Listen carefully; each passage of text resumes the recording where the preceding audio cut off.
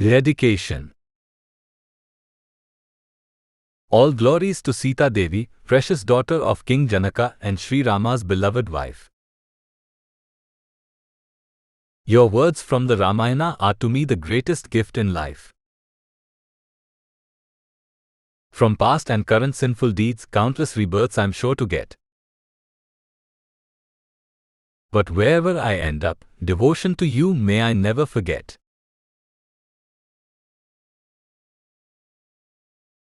Introduction. For diversion, advisor Maricha to Dandak sent. Then Lanka's Ravana to Sita's hermitage went. In guise of a Brahmana he made many an advance. So then Sita, to disclose her identity, took the chance. Her husband's divine qualities she knew very well. Of Rama's dedication to welfare of all she did tell. Her unalloyed devotion to Bhagavan so heartwarming. She was Rama's perfect match of beauty so charming. With abduction fiend Ravana deplorable to behave. Through her words to him stern warning Sita gave. From those verses her devotion so beautifully presented. By Rama's arrows Ravana soon to be tormented. Chapter 1 Identity Value.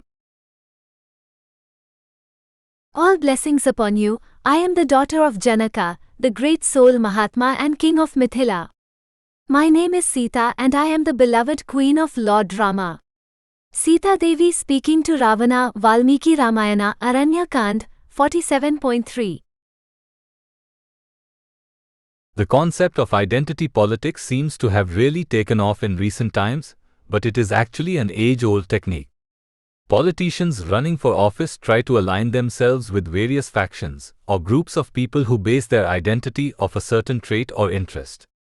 For example, politicians will try to identify themselves as being for women, blacks, Hispanics, labor unions, gun owners, etc.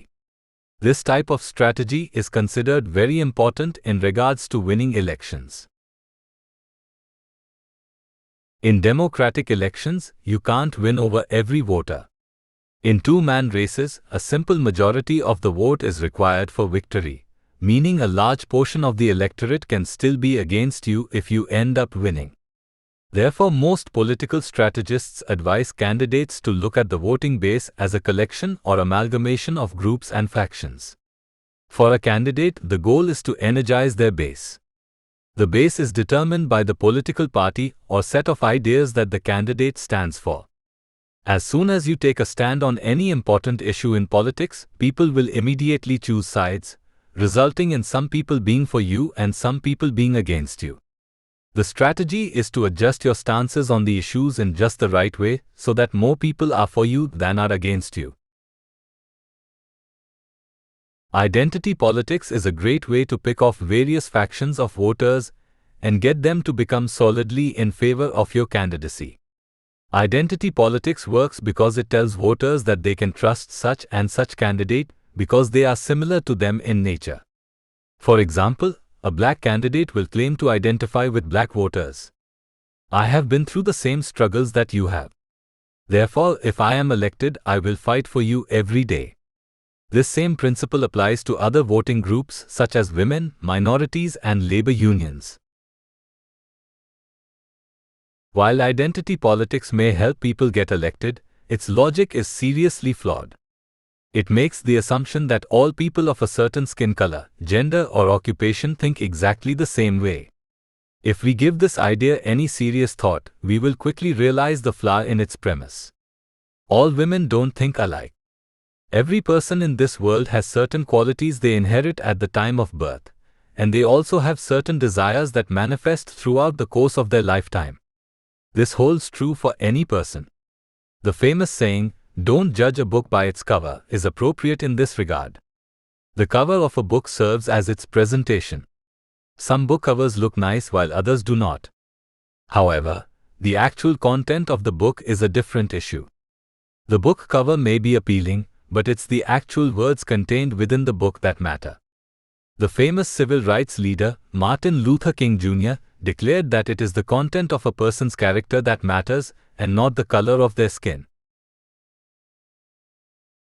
The idea of equality originates from the Vedas, the ancient scriptures of India. Vedic information tells us that every living entity is a spirit soul at the core, and that the body simply serves as a covering for the soul. It is customary for a government to protect the citizens of its own country, more so than the foreigners or immigrants who take up residence. A person who takes birth inside the physical boundaries of a country is classified as a national and is automatically granted citizenship rights. Thus, it is the duty of the government to take care of and protect all of its citizens, regardless of their physical attributes. By playing identity politics, groups and classes of people are pitted against one another. This goes against the very nature of government, and thus it is not surprising that most people remain unhappy with the politicians that run their country. If we can't base our identity on our physical attributes, where should we get it from? The Vedas tell us that we are spirit souls, but what does that mean? What is the origin of the soul? The Vedas tell us that we are part and parcel of God or Lord Krishna. Our souls are mere fragments of the Supreme Whole, or the Great Soul who is known as Bhagavan, or the Supreme Personality of Godhead. There is no difference in quality between a particle of gold and a huge block of gold. However, the huge block of gold is certainly greater in value and thus more important and powerful. In a similar manner, God is the creator and origin of everything, thus his soul Paramatma is supreme. Our souls Jivatma are similar to Paramatma in quality, but far inferior in quantity. Since we are spirit souls, part and parcel of God, our original nature is that of servant to the Supreme Lord. Everyone serves something, whether they know it or not. Some serve their husband or wife, others serve their children, and others even serve their pets. This service attitude is there in people because that's what makes them happy. This happiness is a watered-down version of the pure bliss that the soul experiences when it engages in bhakti yoga or devotional service to God. Based on these facts, we can see that every living entity's true identity comes from their relationship to God. This is precisely how Sita Devi, the wife of Lord Rama, identified herself. During the Treta Yuga, the second time period of creation, Lord Krishna, God himself, descended to earth in human form as Lord Rama. Maharaja Dashrath was ruling the kingdom of Ayodhya at the time, and he wished for a son to whom he could pass down his kingdom. Also at the time, the demon race was quickly ascending to power throughout the world. To grant Dasharatha's wish and to also curb the influence of the demons, God decided he would come to earth as a human and take birth as Dasharatha's son. When Rama reached the appropriate age, he was married to the daughter of Maharaja Janaka, the king of Mithila. Janaka's eldest daughter was a beautiful girl named Sita, whom he had found one day while ploughing a field. Sita was just a baby when Janaka found her, but he raised her and treated her as his most prized possession. After 12 years of marriage, Sita and Rama embarked on a 14-year journey through the woods with Rama's younger brother Lakshman.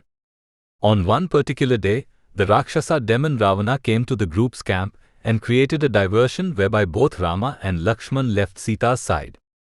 Ravana, in the guise of a mendicant, approached Sita and she responded by identifying herself. Sita was an incarnation of goddess Lakshmi, the wife of Lord Narayan. Lord Krishna is the original Godhead, but he has many direct expansions classified as Vishnu Tattva. Lord Narayan is one of Krishna's primary expansions, and thus he can be considered to be as good as God himself. There is no difference between Krishna and his incarnations, meaning that one can worship Narayan, Rama, Krishna, Vishnu etc., and they will be worshipping the same original God. Lakshmi is exquisitely beautiful, as was Sita. Sita also had many other great personal features and characteristics. Yet we see that when asked to identify herself by a stranger, Sita didn't reference anything relating to her exalted personal status. He who attributes his virtues to you and holds himself responsible for his sinfulness, who fixes all his hopes on you and loves your devotees in his heart, dwell you and Sita. Maharishi Valmiki speaking to Lord Rama, Ramacharitamnasa, Ayodhya Kand 130.1-4. Sita identified herself in terms of her relationship with Rama, God himself, and Janaka, a devotee of God. This is the behavior of a great soul. Devotees of the Lord know the truth, and thus they never take themselves to be exalted. The devotees are the true Mahatmas, for Sita even referred to Janaka as being a Mahatma when she identified herself. At the time of this incident, Sita had already compiled a great resume of pious deeds. She was famous throughout the world as an exemplary daughter, wife and woman. The group was traveling through the forest because Rama had been punished by Dashrath. Rama insisted that Sita remain in the kingdom, but she refused to abandon her husband. Given the chance to identify herself, Sita downplayed all her personal traits and instead used the opportunity to praise Rama and Janaka. We too should strive to base our identity off our relationship with God and His devotees. God is our original friend and object of affection, but due to our conditioned state, we have forgotten Him. It is through the mercy of the pure devotee, the spiritual master, that we can rekindle our loving relationship with God. If we take up the process of devotional service and remain committed to honoring and serving the devotees, we will give up the false bodily designations we currently apply to ourselves. Instead of claiming to be Indian, American, black, white, man or woman, if we simply view ourselves as humble servants of Sita and Rama, ours will be an identity worth having. Chapter 2, Mother-in-Law. Living in the kingdom of the Ikshvakas for 12 years, I enjoyed every delight imaginable to human beings and had all my desires fulfilled. Upon the 13th year, the king invited all his ministers to an assembly to discuss the installation of Rama as the new king. When it was thus decided in that assembly that Rama would succeed his father as king, my respectable mother-in-law Kaikeyi begged for a boon from her husband. Sita Devi speaking to Ravana, Valmiki Ramayana, Aranya Kand 47.4-6. In this world, one of the most beautiful relationships is the one between a mother and her child. The mother-son relationship is particularly strong because the mother views herself as the protector of her helpless son. With good mothers, this attitude continues throughout the child's life, no matter the age. On the flip side of things, the relationship between the son's wife and the son's mother is usually one of the most contentious. The friction that exists between a wife and her mother-in-law has formed the basis of much comedy, playing on the stereotype of the relationship. As tough as this relationship usually is, there was no such friction between Sita Devi, the wife of Lord Rama, and her 3 mother-in-laws. Yes, that is correct. Sita Devi had 3 mother-in-laws, since Lord Rama technically had 3 mothers. During ancient Vedic times, the governments were run by Kshatriyas. Kshatriya kings were known as Rajas, and they lived in the mode of passion. Vedic information tells us that all the activities of living entities can be classified into one of 3 distinct modes: goodness, passion, or ignorance. Goodness is represented by acts of knowledge, i.e., studying the Vedas and working towards the emancipation of the soul. Passion refers to fruitive activity, or karma, aimed at procuring various boons and results which bear fruit either in this life or the next. Ignorance is any activity which lacks both goodness and passion.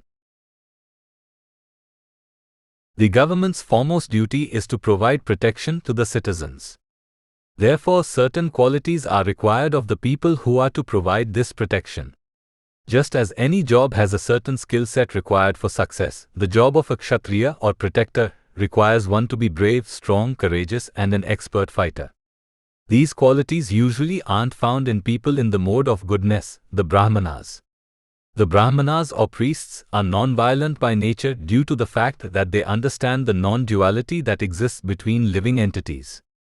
There has been a strong push for equality amongst genders and races in recent times, But the Vedas go one step further by telling us that there is indeed equality amongst all living entities.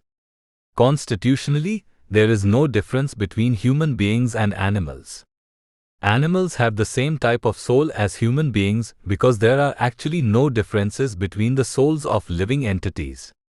God is the Supreme Soul, Paramatma, and we living entities are all Jivatmas, minute or ordinary souls. Since Brahmanas understand the equality amongst all living entities, they are not inclined to be violent towards anyone. Also, Brahmanas have specific prescribed duties they must perform, which include studying the Vedas, teaching others Vedic wisdom, performing sacrifices for Lord Vishnu, teaching others how to perform sacrifices, and giving and accepting charity. In order to be qualified to perform these tasks, one must go through years of training from a guru or spiritual master. This means that Brahmanas don't have the time to practice the military arts. Kshatriyas are well suited for providing protection because they are in the mode of passion. Since they are strong and more prone to physical activity, they are better suited to fight off enemies. Being in the mode of passion has a few drawbacks, however. The mode of passion means satisfying the desires of the gross senses, the strongest of which is the desire for sex. The Vedas exist so that mankind can adhere to a set of law codes that will enable their souls to return back home, back to God's spiritual kingdom after death. The desire for sex is the hardest to control and therefore also represents the biggest hindrance towards spiritual advancement. Sex life is essentially a temporary and illusory form of sense gratification, and it can be very addictive. Those who are attached to sex life are forced to repeatedly take birth in the material world, for life itself can't exist without sex. Since Kshatriyas are in the mode of passion, it is much more difficult for them to control their sexual urges than it is, say, for the Brahmanas who are in the mode of goodness. Due to this fact, Kshatriyas are allowed to marry more than once in order to satisfy their sexual urges. In this way, sex life is sanctioned, but it still remains regulated. On the surface, this may seem strange to us. The Vedas allow for polygamy? Isn't that for freaks and weirdos? If the wife remains completely protected by the husband, then this sort of marriage system is actually okay. The other benefit to this system is that it reduces the likelihood of illicit sex because there will be less unmarried women in society. We see that famous rock stars, athletes, actors and actresses today are constantly finding themselves in trouble due to marital infidelity and other problems related to illicit sex. In fact, studies show that one of the best ways to avoid being in poverty is to wait until after you are married to have children, i.e., abstinence until marriage. The Vedas define illicit sex as any sexual activity that occurs outside the bounds of marriage and also outside of the desire for progeny. Kshatriya kings would often have many wives, but they would only engage in sexual activity for the purpose of having children. In this way, even people in the mode of passion could make spiritual advancement. The first king on earth was Maharaja Ikshvaku, the son of Manu, the first man on earth. There are two famous dynasties of kings, one starting from the sun god and the other starting from the moon god. Ikshvaku was the originator of the solar dynasty since his father was the son of Surya, the sun god. Ikshvaku set the standard for good government and administration. His descendants became known as the Ikshvakas, and they all followed his example of chivalry and dedication to providing protection. Therefore, it was no accident that when Lord Krishna, God himself, decided to appear on earth many thousands of years ago, he did so in the Ikshvaku family. Known as Rama, the Lord was the eldest son of the king of Ayodhya, Maharaja Dashrath. Rama took a vow to accept only one wife. His one wife was no ordinary woman either, for she was Sita Devi, an incarnation of goddess Lakshmi, the wife of Lord Narayan. Lord Vishnu is also known as Lord Narayan, Krishna's four-handed form who resides in the spiritual planets of Vakuntha. Though Rama accepted only one wife, his father had three, Kausalya, Sumitra and Kaikeyi. Kausalya was Rama's birth mother, but the Lord treated all of Dasharatha's wives with the same level of respect. So in this regard, Sita Devi inherited three mother-in-laws at the time of her marriage. The reason for the friction that occurs between mothers and the wives of their sons is quite obvious. The mother views herself as the ultimate caretaker of the son. She not only bore the child in her womb for 9 months, but she nurtured the child through the early years. A good mother, or parent for that matter, is one who doesn't care about being liked or disliked. They will lay down the law and nag and pester their kids to do the right thing no matter what. Sometimes kids will become frustrated with their parents or even hate them, but in the end they grow up to appreciate and respect them. The love that a mother shows towards her son never ends. Even if the son reaches adulthood, the giving of instruction and advice never stops.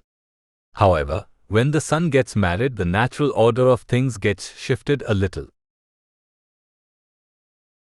For the son, the wife is a replacement for the mother in a lot of ways. The Vedas provide clear and defined roles for the husband and wife in a marriage. The husband is required to protect the wife completely, and the wife is to serve and honor the husband as her primary deity. Marriage is known as a religious institution, grahastha ashrama, meaning it is meant to help both parties make spiritual advancement. When there is a lack of adherence to dharma, the senses tend to act uncontrollably. This leads a person away from God. Therefore, there is a specific dharma assigned to both the man and woman, so that they can control their senses while being married. The mother of the husband naturally will feel a little threatened when her son gets married. The wife now becomes the primary caretaker, thus diminishing the mother's influence. But a good mother will never stop loving her son, therefore she will not hesitate to give advice to the daughter-in-law. This can cause great friction because the wife is essentially being told what to do by a complete stranger. Also, she can't get into arguments with the mother-in-law because that will upset the husband. In Sita Devi's situation, the potential for problems was compounded by the fact that she had 3 mother-in-laws. Yet from the above reference statement, we see that her first 12 years of marriage were completely blissful. How was this possible? Sita was a pure devotee right from her birth. Though she never studied under a guru, she could actually teach anyone about the Vedas and the proper duties of a man and a woman. She treated all of Rama's mothers with love and respect and never had any friction with them. They all loved her and treated her like their own daughter. This harmony existed because Sita was not only a great devotee, but she was living with God. The spiritual world is our natural home. Currently we are traveling in a foreign land, and the worst part about our trip is that we don't know when it will end. Thankfully for us, Krishna and his bona fide representatives come to rescue us. The Vedas emanate from Krishna, thus they are non-different from him. The various rules and regulations exist so that one can take the necessary steps to return back to the spiritual world. The devotees are pure liberated souls, meaning they can help others get out of the clutches of Maya or illusion. True happiness only comes through association with God. This is what we can take away from Sita Devi's description of the early years of her marriage. In fact, when Rama was later forced into exile, Sita insisted on accompanying him. While living in the forest, Sita was equally as happy since she was with God. If we commit ourselves to taking up devotional service, we too can always be happy and look back on our time on earth with the same fondness that Sita did in regards to her early years of marriage. Chapter 3 Pious Credits. Bringing my father-in-law under control by means of her virtuous deeds, Kaikeyi begged of that truthful best of monarchs 2 boons, namely the exile of my husband into the woods and the installation of Bharat. Kaikeyi said, I shall never eat, drink or sleep. I will end my life if Rama is installed. Kaikeyi speaking thus, that lord of earth, my father-in-law, begged her to accept diverse riches instead, but Kaikeyi did not agree. At the time my husband, the highly effulgent Rama, was 25 years old and I was 18. Sita Devi speaking to Ravana, Valmiki Ramayana, Aranya Kand, 47.7-10. Acting in a pious manner can go a long way towards earning respect and praise from others. No good deed goes unpunished is a famous aphorism, but we see that more times than not, virtuous deeds reward the performer with prestige and honor. In one sense, it's almost as if each noble act allows a person to accumulate merits that can later be cashed in for favors and other perks. This theory holds true not only in material life, but with respect to God as well. Most of us realize that we are flawed and that we are sinners.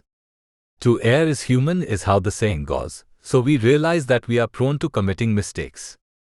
The Vedas tell us that man actually has 4 defects he inherits at the time of birth: the propensity to cheat, to commit mistakes, to have imperfect senses, and to be easily illusioned. Even the most deluded of people realize that they are not perfect. This realization leads many of us to constantly examine and assess our behavior. We often look to the example set by others to determine how we should act. The virtuous set a good example that we can learn from. As the saying goes, he who hesitates is lost. Most of us don't like to be unsure in our actions. We want to adopt a certain path in life and stick to it. It is much easier to follow the path set by the virtuous than it is to create our own path and then doubt the decisions that we make. The virtuous achieve their standing in society based on the deeds they have performed.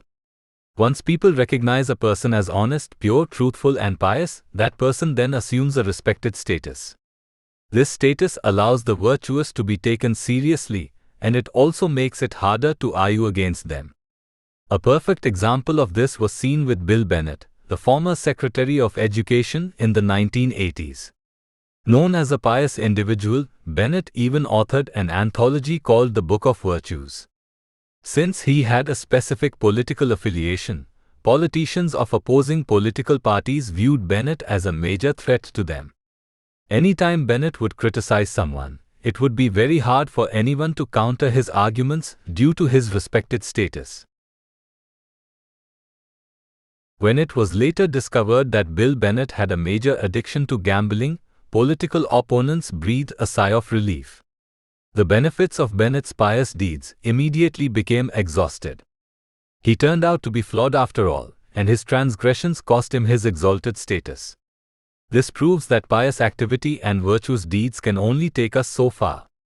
If we don't use our accumulated merit for the right purposes, our fame and stature can quickly deteriorate. Another example of this principle in action was seen many thousands of years ago during the Treta Yuga. For a period of time during that age, the city of Ayodhya was ruled by Maharaja Dashrath.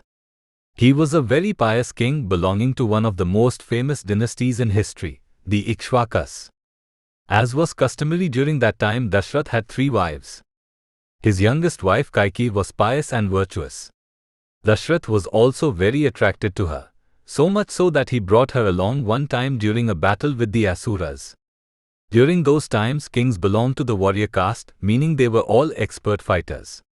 Similar to how George Washington, a general and war hero himself, served as America's first president, the great war heroes of the past served as the kings. As king of Ayodhya, Dasharatha's duty was to fight against the Asuras or demons. According to the Vedic definition, the king is the representative of God on earth, meaning he is to be chivalrous and committed to dharma. Asuras are atheistic in nature, and they view those adhering to dharma as their enemies. For this reason, there has been an ongoing war between the devotees of God and the Asuras since the beginning of time. During one particular battle, Dashrath was wounded, and Kaikeyi had the good sense to remove him from the battlefield.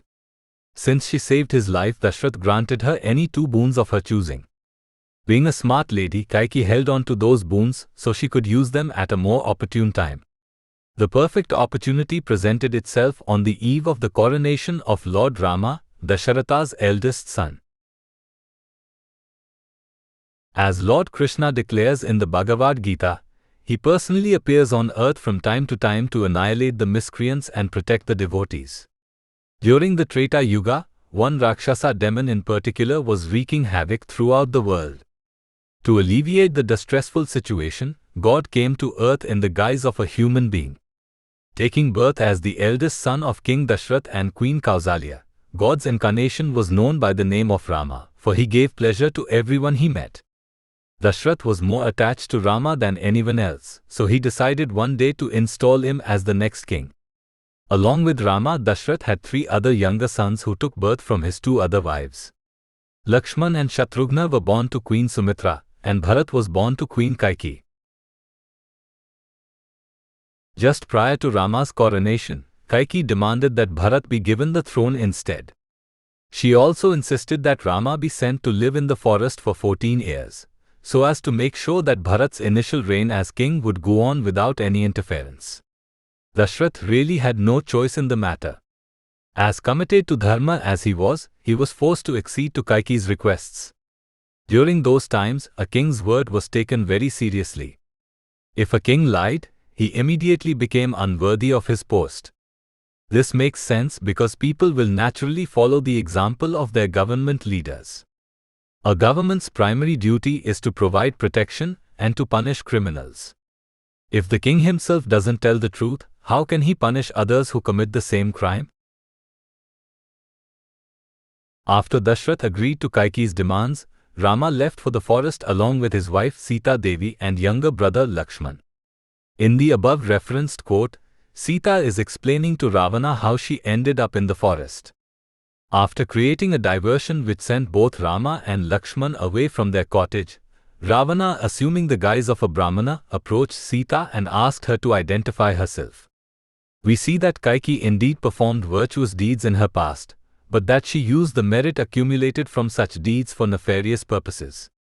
Rama was loved and adored by all. Moreover, he was the rightful heir to the throne. Bharat himself was mortified when he found out what his mother had done. Sita also was completely blameless, but she too was forced to live in the forest as a result of Kaikeyi's deeds. Being virtuous is certainly a good thing, but ultimately it can't lead to perfection unless such activity is directed towards Lord Krishna or God. The results of our good and bad deeds eventually expire, and we are left to start over again. In order to achieve perfection in life, we should aim our good deeds towards God's service. This type of activity is known as Bhakti Yoga or devotional service. Krishna is the ultimate reservoir of pleasure, so not only does pleasing him cause an accrual of spiritual merits, but it also gives us everlasting happiness. Lord Hanuman, Lord Rama's great devotee, is an example of a person who dedicated his pious activities to God and achieved perfection as a result. Right after Sita spoke to Ravana, the demon kidnapped her and took her to his island kingdom of Lanka. Later on, it would be Hanuman who would leap across the ocean all the way to Lanka and find Sita. He then served as one of Rama's chief warriors in his battle against Ravana, which ultimately led to the demon's death and the rescue of Sita. Rama was very pleased with Hanuman's service to him. Unlike Kaikeyi, Hanuman didn't waste his spiritual merits on temporary material things. He only wanted eternal love and devotion to Rama, and the Lord granted his wish. Virtue is its own reward. In the spiritual world, pure love is known as prema, which means loving without any expectation of result. This is the real meaning of love and surrender. God, I do everything for you because I love you. You can offer me nice rewards as a result, but I am only interested in continuing my service to you forever. This is the mood of the pure devotees like Hanuman, Sita, Lakshman, Radharani, Prahlada, and countless others. The path to perfection has already been laid out for us by the great devotees of the past, so we simply need to follow in their footsteps. Chapter 4 Harmless. My husband Rama is famous throughout the world. He is pure, truthful, and very gentle.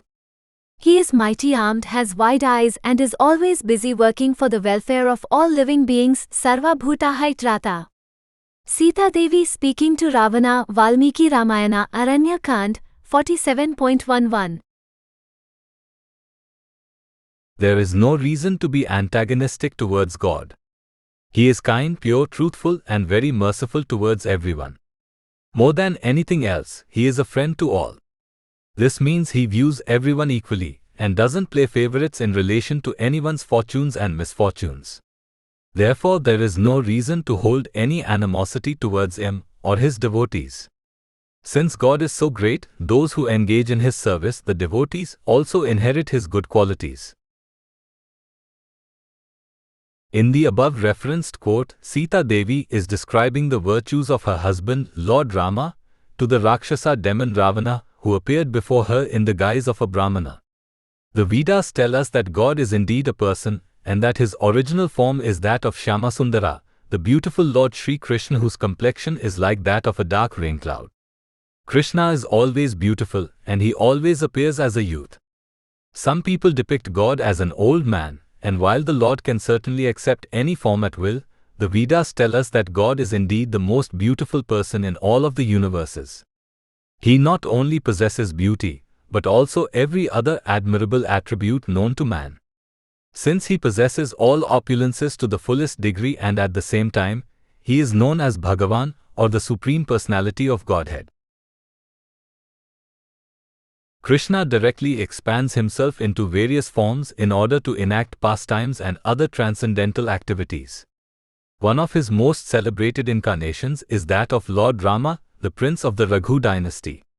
The Vedas give us the lineage of mankind for the first few generations, starting from creation.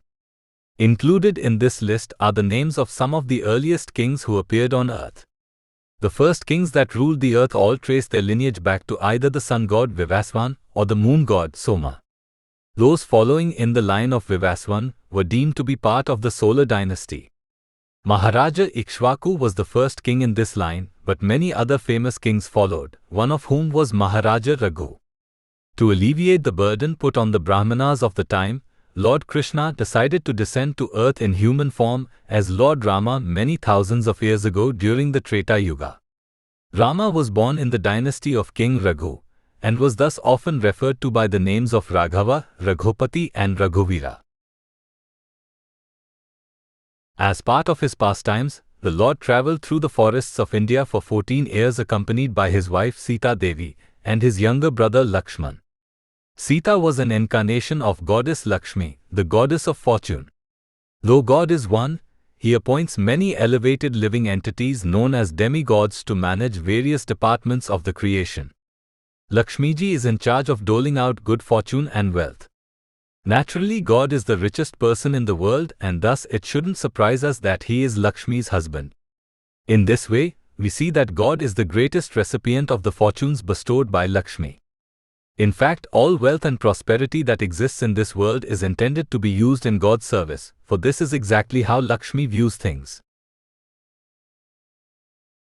Just as God is the most beautiful man, his wife is the most beautiful woman. In Sita Devi, the world saw firsthand the most beautiful woman to have ever lived. She was the eldest daughter of the king of Mithila, Maharaja Janaka. As fate would have it, she would marry Rama after Janaka held a wonderful bow-lifting contest to decide her nuptials. While Sita, Rama and Lakshman were roaming the forests, they decided to set up camp in Janasthana. At the time, there was a Rakshasa demon by the name of Ravana who had ascended to power. He had set up shop on the island of Lanka. Having tremendous fighting strength and great wealth, Ravana was a devout atheist. He had hundreds of wives, but one day he heard about this beautiful woman living in the forest of Janasthana with Rama. He hadn't seen her personally, but just based on the descriptions given to him by his sister Shurpanakha, Ravana made up his mind that he could not live for another moment without having Sita. Up to this point in his life, Ravana had gotten everything he ever wanted. First, he performed great austerities to please various demigods. Pleased with his tapasya, the Devatas granted him extraordinary powers. Ravana used these powers to then conquer other demigods. His strength was so great that the Devatas feared that he would soon rule the world. Rakshasas are rangers of the night, meaning they assume various shapes at will and terrorize the innocent. There is no one more innocent than a priest or a devotee of God. At the time, the priests or Brahmanas were living in the forests and performing austerities. The Rakshasas would sneak their way towards the sages, disrupt their sacrifices, and then kill and eat them. It was also customary during this time for kings to quarrel with one another. To the victor go the spoils, and thus Ravana, after defeating many kings in battle, would carry away their wives as a reward for himself. In this way he managed to marry so many of the most beautiful princesses in the world. Yet simply by hearing of Sita's grace and beauty, he immediately forgot about the other beautiful woman with whom he used to regularly cavort. Ravana was warned, however, that he would not be able to defeat Rama in battle or carry away his wife while in his presence. Therefore, Ravana set up a diversion whereby both Rama and Lakshman would leave Sita by herself in the cottage. Ravana's diversion worked, as both Rama and Lakshman went chasing after Ravana's Rakshasa friend Maricha, who had assumed the guise of a deer. Still, Ravana knew he couldn't approach Sita in his original ghastly form, which consisted of 10 heads. Therefore he assumed the guise of a mendicant and humbly approached Sita, who was by herself. Sita Devi, who was a perfect person in all regards, immediately offered the Brahmana some nice food and a place to sit. Ravana then propositioned her, and in response, Sita identified herself and gave a brief summary of her current circumstances. Sita was a little disturbed by the mendicant's advances, so she made sure to quickly inform her guest about her husband. From the above reference statement, we see that Sita identified Rama as having all good qualities. Not only were these statements a fact, but they were also intended to let the Brahmana know that there was no reason for there to be any enmity or confrontation. In essence, Sita was saying, "My husband possesses all good qualities. He is a friend to all, so he will certainly give you whatever you want. There is no need for any hostility or any breaking of the rules of propriety." This message applies not only to Ravana but to all of us. Sometimes bad things happen to us, and at the same time, we see good things happen to others. Sometimes even the impious seem to have everything go right for them. In these instances, we may become angry with God. "I've done everything the right way for you, but I get nothing out of it." Others who don't even believe in you acquire wealth, fame, beauty, and prosperity. "Why have you abandoned me and rewarded the miscreants?" From Ravana's example, we see that the acquisition of material wealth doesn't necessarily mean that God has granted any particular favors. This particular scene in the Dandak forest makes for an interesting study.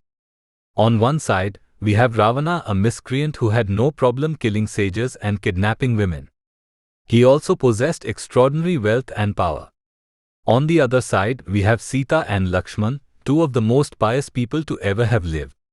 Yet all that their dedication to dharma got them was banishment from their kingdom of Ayodhya. In essence, they were wandering around the world like homeless people. So who was more fortunate, Ravana or Sita and Lakshman?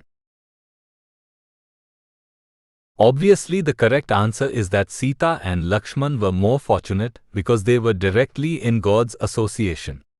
Ravana's material life was essentially a mirage, for he would lose everything after he kidnapped Sita. Rama, Lakshman, Hanuman and Sugriva's army of Vanaras would eventually march to Lanka, destroy the city, and kill Ravana in the process. Ravana lived what appeared to be a charmed life, but in the end, his uncontrolled senses did him in. God is certainly nice to us, and especially to His devotees. Lord Chaitanya tells us that there is no difference between God and His names and forms. This means that simply by thinking of Krishna or one of His direct expansions like Lord Rama, we get direct association with God. This is the highest benediction in life. This gift is so valuable that one cannot put a price tag on it. As Sita Devi states, God is of pure character. Those who regularly associate with Him also become purified. In this age, if we constantly chant, Hare Krishna, Krishna Krishna, Hare Hare, Hare Rama, Rama Rama, Hare Hare, we can rest assured that God will always be with us. Chapter 5, Curbing Our Passions. Being under the control of passion and lust, Rama's father, Maharaja Dashrath, wanted to fulfill Kaikeyi's cherished desire, thus he did not go through with Rama's installation ceremony. Sita Devi speaking to Ravana, Valmiki Ramayana, Aranyakand 47.12. Being under the control of our passions is not a good thing. Rather, we are supposed to be the controllers of our senses and our actions. Hence, the living entities are described as Ishwar or controllers. God is the supreme controller, thus he is also known as Ishwar and also as Parameshwar. Param means great or supreme, so when it is added as a prefix to Ishwar, it means that God is the greatest of controllers. The Lord has two separate energies, the superior and the inferior. The modes of nature, which include passion, are part of the material energy. The spirit soul is meant to associate with the spiritual or superior energy, since that affords one the protections offered by God. The inferior energy offers no such protections, thus it only brings misery, chaos and despair. Associating with the material energy leaves us subject to the dangers which lurk around every corner. We see evidence of this in our day-to-day lives. People can die at any moment.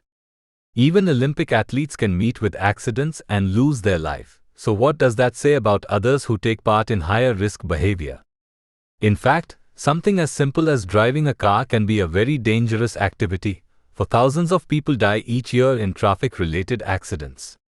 Aside from the dangers that are caused by Mother Nature, there are others that come about through our own activities. Uncontrolled sex life is considered very dangerous because it causes misery through our interactions with others, and also self-inflicted wounds coming from our mind and psyche. Sometimes people wonder why romantic love is so difficult. Especially around the holiday season or Valentine's Day, those who are single wonder what it will take to find their soulmate or their perfect match. In reality, God intentionally made sex life difficult for human beings. This is because He has higher goals for us. The human form of life represents the most elevated of species because human beings have the highest level of intelligence. There can be many debates about who or what we consider to be intelligent, but the Vedas tell us that the truly wise among us are those who understand the difference between matter and spirit. Knowing that spirit is different from matter is one thing, but knowing who is the origin of both is another. The Vedas tell us that Lord Krishna, the Supreme Personality of Godhead, is the origin of everything. His impersonal feature of Brahman represents the sum and substance of everything in the world, including both matter and spirit. God's Paramatma feature goes one better because it serves as the supersoul residing within the heart of every living entity. In his original feature, God is Bhagavan, or the Supreme Lord as a person, i.e. an individual just like us. The point of human life is to reconnect with God in his Bhagavan feature. Those people who know how to reconnect with Krishna are thus considered intelligent. Book smarts and street smarts can only take us so far. Even having a good speaking ability really can only provide us limited success. If anything, such personality traits only serve to fool others into thinking that we're smart. Real intelligence is that which brings us to serving Krishna. Sex life is extremely painstaking because God wants us to engage in His service. If He wanted us to engage in unlimited amounts of sex with multiple partners, He would have put us in a different species. The monkeys and dogs have insatiable appetites for sex. They don't even have to worry about seduction. They don't think, okay, how do I get this girl to like me? I will try to compliment her, or I will send her flowers. No, the dogs just go up to whoever they want to fornicate with and start their business. Sex life is more complicated for us humans. Every person has different desires and different things that attract them to others. Even when people do get together, there is more difficulty in trying to keep the romantic spark, hence the concept of the chase is better than the catch. The Vedas tell us to not become slaves to our passions, especially sex life. God is the creator of this universe and millions of others. His creating powers are in essence a form of sex life. The romantic love we experience here is actually a perverted form of the pure love that exists in the spiritual world. Our pursuit of domination over women and our desires to enjoy illicit sex stem from our inherent desire to imitate God. God is God, meaning that no one else can be Him, no matter how hard they try. God has always been and will always continue to be God. The natural order of things is for us spirit souls to act as His servants. When we become ruled by our passions, we become servants of the inferior energy. In a sense, this is slavery of the worst kind, and it can lead to disastrous results. In the above reference statement, Sita Devi is explaining to Ravana how her husband, Lord Rama, ended up being exiled from the kingdom of Ayodhya. During the Treta Yuga, Lord Krishna advent on earth as a pious prince named Rama, born as the eldest son of the king of Ayodhya, Dashrath. At the age of 25, Rama was all set to be installed as the new king, but Dashrath had to change his mind at the last minute. Dashrath was an extremely pious king, a fact which should be quite obvious considering that God himself appeared as his son. Still, on a previous occasion, the king had promised 2 boons of her choosing to his youngest wife, Kaikeyi. Not only had Kaikeyi helped Dashrath out, but she was also his favorite wife. This was due to her beauty. Kings live in the mode of passion, thus the Vedas allowed them to have multiple wives, provided that they were well cared for and protected. Dashrath had 3 wives, but Kaikeyi was the youngest and considered the most attractive. Dashrath didn't need to grant her any boons, but he did so out of affection. When the time came for Rama's installation, Kaikeyi decided to cash in on her boons. She insisted that Rama be sent to the forest for 14 years and that her son, Bharat, be installed as king instead. Sita, being married to Rama at the time, insisted on accompanying her lord, as did Rama's younger brother Lakshman. While the group was staying in the forest of Janasthana, the Rakshasa demon, Ravana, appeared in front of Sita. Assuming the guise of a mendicant, Ravana propositioned Sita. Rama and Lakshman were away from the cottage due to a diversion that Ravana had created. Sita immediately identified herself to the person she thought was a mendicant. She gave a description of her beloved husband Rama.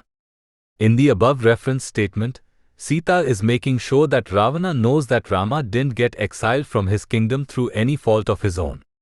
Rather, it was due to Dasharatha's weakness caused by his uncontrolled passions, Kama Ata.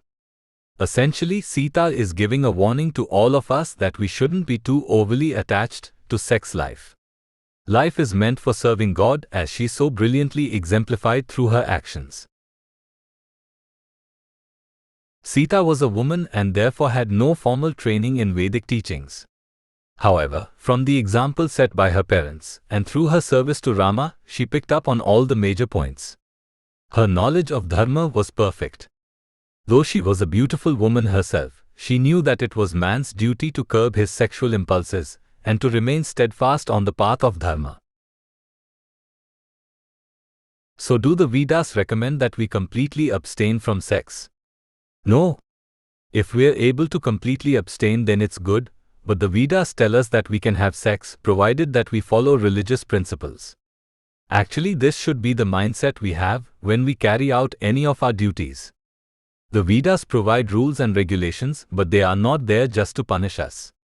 Rather, these regulations help us curb our senses so that we can better concentrate on learning about God and use that knowledge to serve Him.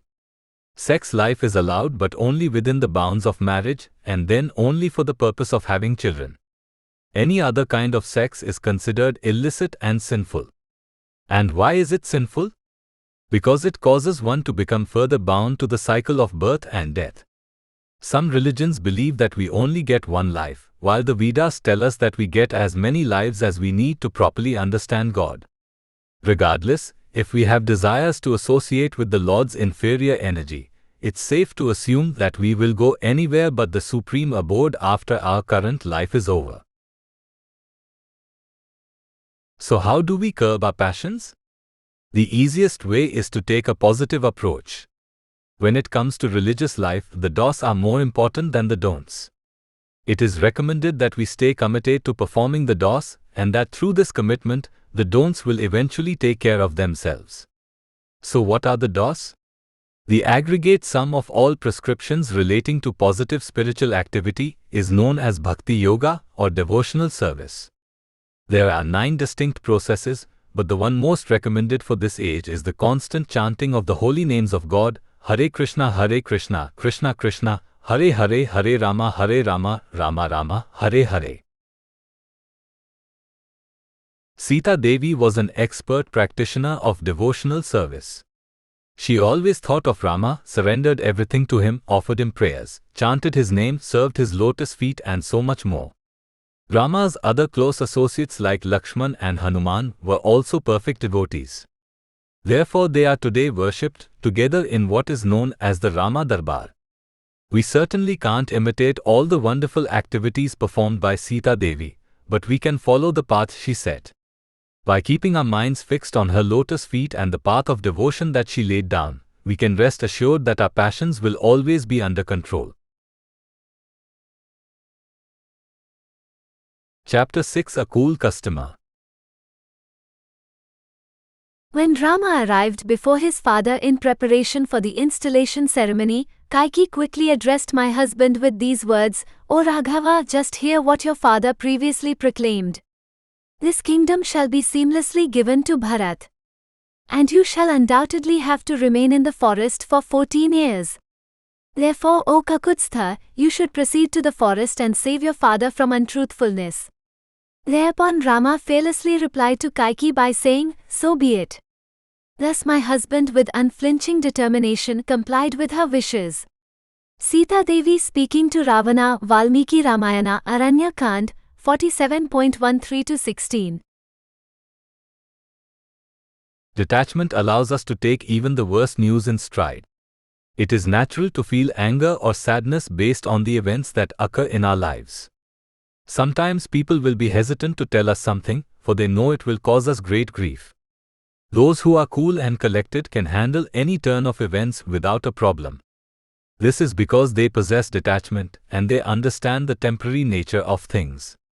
Of all the cool customers, no one is more detached than God. Part of being Bhagavan means you possess the quality of renunciation to the fullest degree. The Lord put this feature on full display during his time on earth as Lord Rama. God is in need of nothing. There is a famous verse in the Srimad Bhagavatam that describes the Lord as being Atmarama. Lord Chaitanya provided a multitude of purports to this one verse, but the most commonly accepted meaning of Atmarama is one who is self-satisfied. Atma can refer to the soul, body or mind, but most of the time it refers to the soul. Rama means one who gives pleasure, so Atmarama means one who derives pleasure from the soul. The soul is often referred to as the self because it forms the basis of our identity. Our arms, hands and legs are only temporary coverings. We see that even if a person loses a limb in an accident, their identity remains intact. Therefore, we can conclude that our identity surely can't be taken from any of our body parts. In fact, the famous king Rishabdev stated that any person who associates with their own body, which is made up of blood, pus and stool, must be considered to have the intelligence of an animal, and more specifically that of an ass. God is the Supreme Soul, Paramatma. Everything in this world is created by Him. Though the living entities, Jivatmas, never take birth nor do they die, they also are part and parcel of God, representing one of His separated expansions. Since the Lord creates everything, He is not in need of anything, especially self-aggrandizement or material fortunes. Due to His kind nature and pleasing smile, the Lord is loved and adored by everyone in the spiritual world. On the supreme planet of Golok Vrindavana, Lord Krishna, the original form of God, is happily engaged with his Gopas and Gopis all day long. If one were to watch television cartoon shows on the weekends, they would see a simple life depicted where the main characters spend all their day playing, not worrying about any big issues. Life in Vrindavana is similar to this, because everyone is in constant association with Krishna.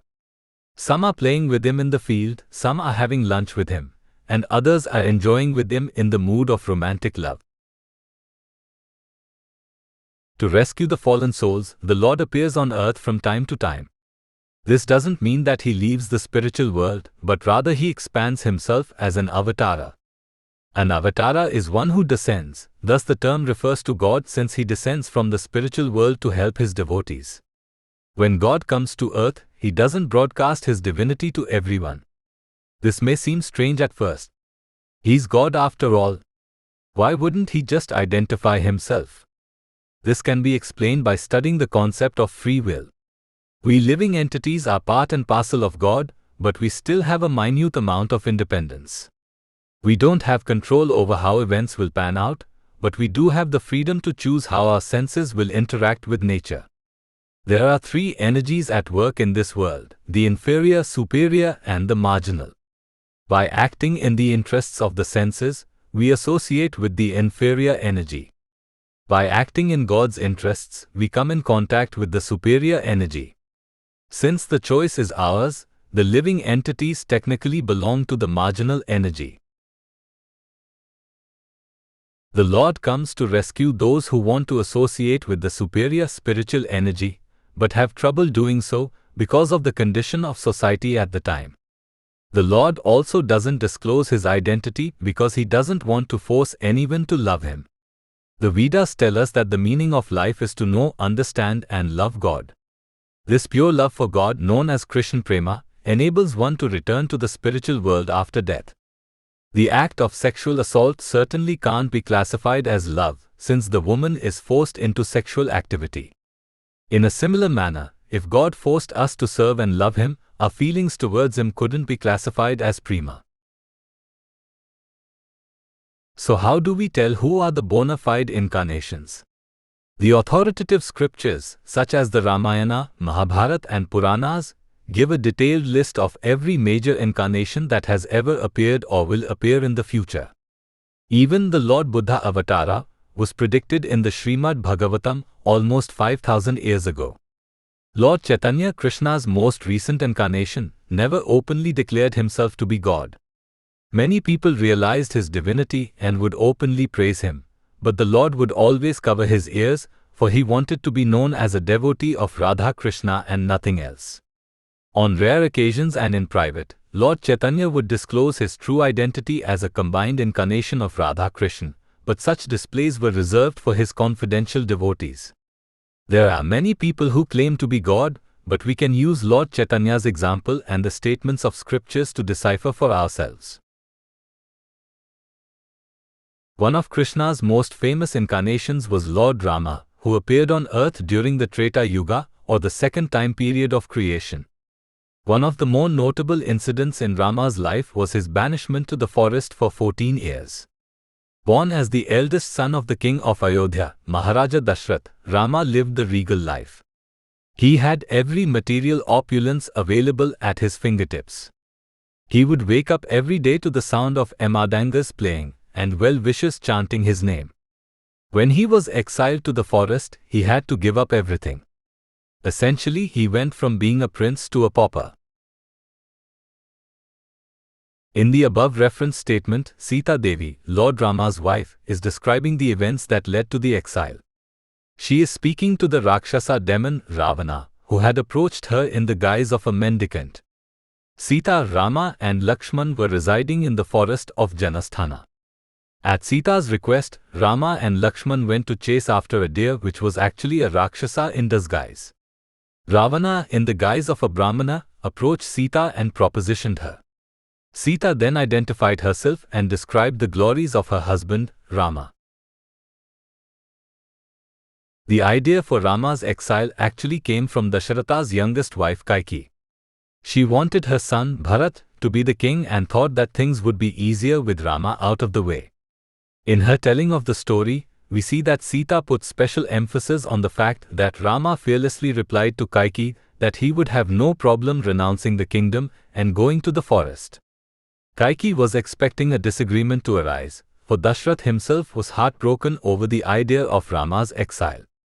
But as mentioned before, God is Atmarama, so he is not attached to the post of king or any other material opulence.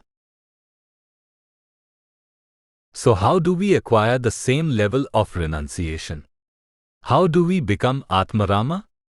Well, there are many ways to achieve this goal, but the easiest method for this age is the constant chanting of the holy names of God. Hare Krishna, Krishna Krishna, Hare Hare, Hare Rama, Rama Rama, Hare Hare.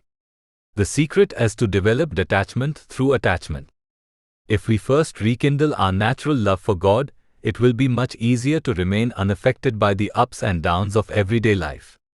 Lord Rama remained steady and calm because he had a job to do, namely that of protecting the sages living in the forest and destroying the Rakshasa demons, headed by Ravana. In a similar manner, if we remain steady on the path of devotional service, we will be performing the highest form of yoga. Yoga means linking of our consciousness with the Supreme Consciousness. The Supreme Consciousness is God, and through Him we can achieve anything. Chapter 7: An Unbreakable Vow. Rama always gives in charity but never takes any. He always speaks the truth and never tells a lie. O Brahmana, this is Rama's highest vow and he is incapable of deviating from it. Sita Devi speaking to Ravana, Valmiki Ramayana, Aranya Kand, 47.17. A hero is a person who stands up to help others, even under the most difficult circumstances. When the chips are down, a hero is a person you can count on to save the day. A hero is brave, fearless, and ever committed to the welfare of others. In this regard, Lord Rama, an incarnation of God who appeared on earth many thousands of years ago, can correctly be identified as a hero. Lord Rama was at his best when the going got tough. He was often put to the test, but it was never enough to bring him down. In the above reference statement, Sita Devi, Lord Rama's wife, is describing his virtues to the demon Ravana. At the time, Rama, Sita, and his younger brother Lakshman were residing in the forest of Janasthana. Lord Rama was the son of a king, but through an unfortunate series of events, he was banished from his kingdom. Sita and Lakshman insisted on accompanying him on his sojourn through the forest. Ravana was a Rakshasa demon. He appeared in front of Sita in the guise of a Brahmana, so as to fool her into letting her guard down. Ravana had many wives, but after he heard of Sita's beauty, he had to have her. He set up a diversion whereby Rama and Lakshman were lured away from the group's cottage. Ravana, while in the guise of a mendicant, used this opportunity to approach Sita and proposition her. Sita was a little taken aback upon first seeing the Brahmana. She had just yelled at Lakshman to go check on Rama, so she was already a little flustered. At the same time, Sita was a highly pious person, so she knew that etiquette called for her to receive the Brahmana in a welcoming fashion. Sita obliged by first offering the Brahmana food, water, and a nice place to sit. Ravana took advantage of her kindness by propositioning her. Normally, Sita would have chastised a person for speaking that way.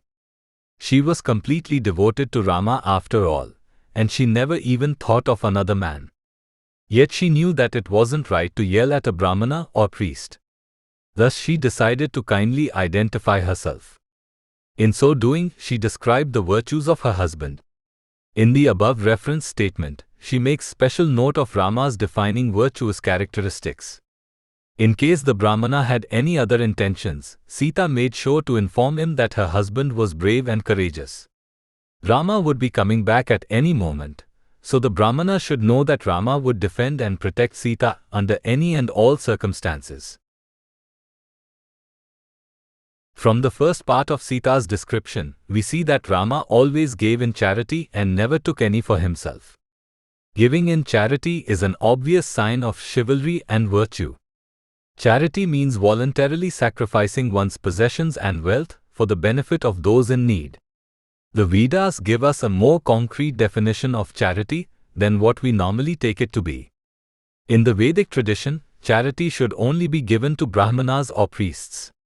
Brahmanas engage in specific activities such as reading the Vedas, teaching Vedic wisdom to others, performing sacrifices, teaching others how to perform sacrifices, and accepting charity. Since they generally don't earn a living on their own, their lifestyle is very meager. They rely on the charity of others to survive. Not only do they accept charity, but they are completely deserving of it. Since all of their activities are religious in nature, they don't have time to go out and earn a living. Therefore, it is the duty of others in society to take care of their needs. This rule especially applied to kings. The Kshatriyas or warrior class were the rulers of society. They acted as the government, and their primary duty was to provide protection to others. In terms of the body, the Kshatriyas can be thought of as the arms. The arms do more than just protect, however, for they can perform certain Vedic sacrifices and also give away charity to others. Lord Rama used to give very generously in charity. In fact, just before leaving for the forest, both he and Sita gave away all of their most valuable possessions to the Brahmanas. One Brahmana in particular was shy about asking Lord Rama for charity. At the insistence of his wife, the Brahmana went and approached Lord Rama. The Lord was so pleased to see the Brahmana that he asked him to throw a rod as far as he could. To the Brahmana, Rama would give away as many cows as would occupy the land between the spot where the rod was launched and where it would land.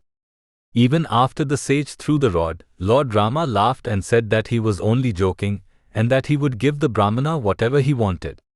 The Brahmana was satisfied with the cows given to him, and thus went away happy. This was the standard etiquette adhered to by all the pious kings of the past. Brahmanas give us so much valuable information. Brahmana means one who knows Brahman, the impersonal effulgence feature of the Supreme Lord. Everything is Brahman, thus one who understands it knows that there is no difference between living entities.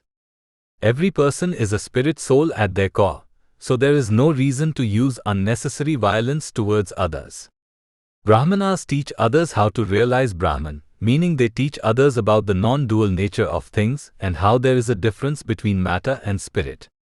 Those who know Brahman have a better chance of understanding its source, God. Lord Rama also never took in charity. The Lord appeared during the Treta Yuga, or the second time period of creation. Some calculations say that this occurred millions of years ago, while others say it was many thousands of years ago. Either way, it was certainly a long time ago, and the governments operated a little differently than they do today.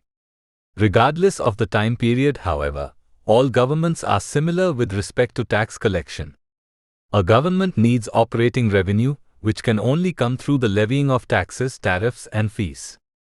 The kingdom which Lord Rama presided over, Ayodhya, certainly taxed its citizens, but this cannot be considered the acceptance of charity. Charity involves voluntarily giving up money and possessions. Taxes involve coercion, which can be thought of as a forced form of charity. If governments properly provide protection, this taxation in a limited form is justified. For a Kshatriya to accept charity is considered a bad thing because, as mentioned before, charity is only intended for Brahmanas. The Vedas tell us that all our material activities involve karma, meaning there are reactions to everything that we do. This includes the area of charity. For example, if we give money to a homeless person on the street, and they in turn use that money to buy drugs or alcohol, we really haven't done anything worthwhile for that person. In some respects, we have only made their life worse. The Vedas tell us that all charitable giving should be performed with these considerations in mind. If we give money to someone who is not worthy of it, we are actually committing a sin. The sin also applies to the person accepting the charity. Thus Rama was completely pure in all respects, for he knew he wasn't worthy of others' charity, and thus never accepted it. Sita declared that part of Rama's unbreakable vow was his commitment to telling the truth. This is certainly a rarity for the government leaders of today. In America, most politicians are lawyers by trade, thus they are skilled at cheating the law and using word jugglery to their advantage.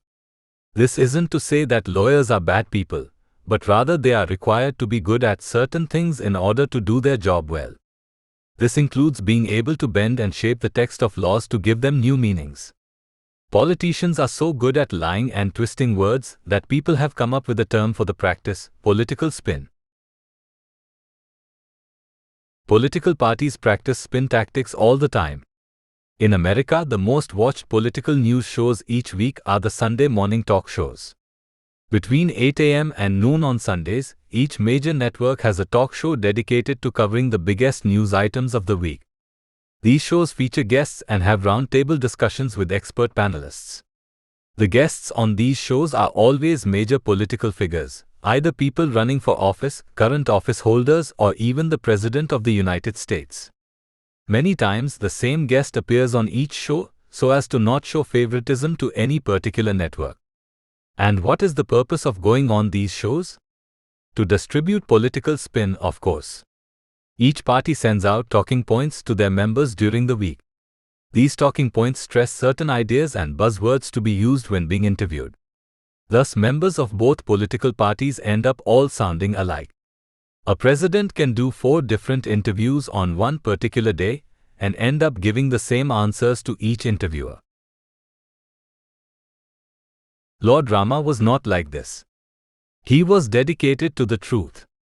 It was his commitment to honesty that led him to the forest. Rama's father, King Dashrath, previously promised 2 boons to his youngest wife, Queen Kaikeyi. After Kaikeyi asked for Rama's banishment to the forest, Dashrath was thinking about reneging on his promises. Rama knew that if the king did this, he would be committing a great sin. In order to protect his father's reputation and that of the Ikshvaku dynasty, Rama insisted on serving out the 14-year exile term. Even after Dashrath passed away later on, Rama still refused to go back to the kingdom, for he believed that Dasharatha's commitment to the truth didn't end after his death. Lord Rama was an ideal man, husband, older brother, father and king. More than anything else, he is a hero that we can look up to and worship, for he is God after all. We are the intended beneficiaries of Rama's heroism. We spirit souls are swimming in this ocean of any science and hopelessly looking for a way out. Lord Rama, in the form of his holy name, is the life raft that can safely carry us to shore. Those who constantly recite the sacred formula, Hare Krishna, Krishna Krishna, Hare Hare, Hare Rama, Rama Rama, Hare Hare, are assured of being rescued and taken back to the spiritual world. Chapter 8, Destroyer of Foes. Lakshman, who is his Rama's brother from a different mother, is very powerful. That tiger among men is Rama's assistant and the destroyer of enemies in battle. His brother named Lakshman follows the Vedic principles with firm determination. Carrying a bow in his hand, he has renounced his home in order to follow Rama along with myself. Sita Devi speaking to Ravana, Valmiki Ramayana, Aranyakand 47.18-19. These statements were uttered by Sita Devi under very trying circumstances, but we see that she never missed an opportunity to praise Rama or his younger brother Lakshman. In the Vedic tradition, the wife of an elder brother is treated with reverence. She is known as Bhabhi in Hindi, and the younger siblings touch her feet and honor her since she is considered to be equal to the elder brother. The Vedas teach us to view all women in society, except our own wives, as our mothers. This is a nice system that ensures that women are protected, which in turn leads to a successful family life. Sita Devi was the wife of Lord Rama, one of God's incarnations on earth who appeared many thousands of years ago in Ayodhya. Sita Devi was a person of worship for Lakshman, but we see from Sita's example that she viewed Lakshman to be equal in strength and valor to her husband. Rama and Lakshman were like one, for Lakshman was an incarnation of Ananta Shesha Naga, the serpent carrier of Lord Vishnu in the spiritual world. Lakshman was more than just a great brother, he was Lord Rama's support system. In her description of Lakshman, Sita Devi informs us about the qualities that exist in a perfect devotee of God. The Vedas tell us that the aim of human life is to forge a bond of pure love with the Supreme Lord. This relationship with God will enable us to return to His spiritual world after death. The relationships we form over the course of our lifetime are all checked to some degree. Amorous love requires the other party to reciprocate our feelings. Otherwise, there is no question of a relationship. Real love means wanting more for the other person than you want for yourself. The closest thing to a pure loving relationship is the one that exists between parents and their children. Mothers especially form a tight bond with their children, since they are the ones who carry them in the womb for 9 months and then nurse them through the early years. It is somewhat of a thankless task, however. All the nurturing and love shown to the child during the early years gets quickly forgotten once the child grows older. A good parent wants their children to grow up to be self-sufficient and independent. Yet this independence means that the services of the parents will eventually no longer be needed. This is a tough pill to swallow. Children don't truly appreciate the love shown to them by their parents until they have children of their own. The pure relationship with God is similar to the parent-child paradigm in that there is no expectation of reciprocation. A loving parent will always stand by their children, irrespective of whether the children stray from the path of righteousness or remain pious. Pure devotees of God are similar in this regard. They execute bhakti yoga or devotional service without any expectation of reciprocation. In reality, God can never leave His devotees hanging, but the bhaktas nevertheless don't expect or demand anything from the Lord. Sometimes life can seem to be unfair, and in these instances we may have a tendency to blame God. I've always worshipped you, and I've always stayed true to the path of dharma, yet nothing seems to go right for me. If you really loved me, you wouldn't let this happen. Neophyte devotees sometimes adopt this line of thinking. Advanced devotees don't ask for ascension to the heavenly planets or even material opulence. They only wish to always think of the Supreme Lord wherever they may be. Dhruva Maharaja is a great example in this regard. As a young boy, he went to the forest to perform austerities so that his father's kingdom would be bequeathed to him. After a long time, Lord Vishnu finally appeared in front of the boy. Dhruva was so overwhelmed that he completely forgot why he had gone to the forest in the first place. Vishnu asked him what he wanted, and Dhruva replied that he only wanted to think of the Lord and serve Him for the rest of his life. Lakshman was exactly the same way. Lord Rama took birth as the eldest son of the king of Ayodhya, Maharaja Dashrath, and his wife Queen Kausalya. The Lord had 3 younger brothers born to Dasharatha's 2 other wives, Sumitra and Kaikeyi. Lakshman was born to Sumitra and thus was often referred to as Saumitra. Lakshman was attached to Rama right from their childhood. He loved Rama without any motive or desire. He didn't think of Rama as an order supplier or protector. On the contrary, Lakshman viewed himself as Rama's protector.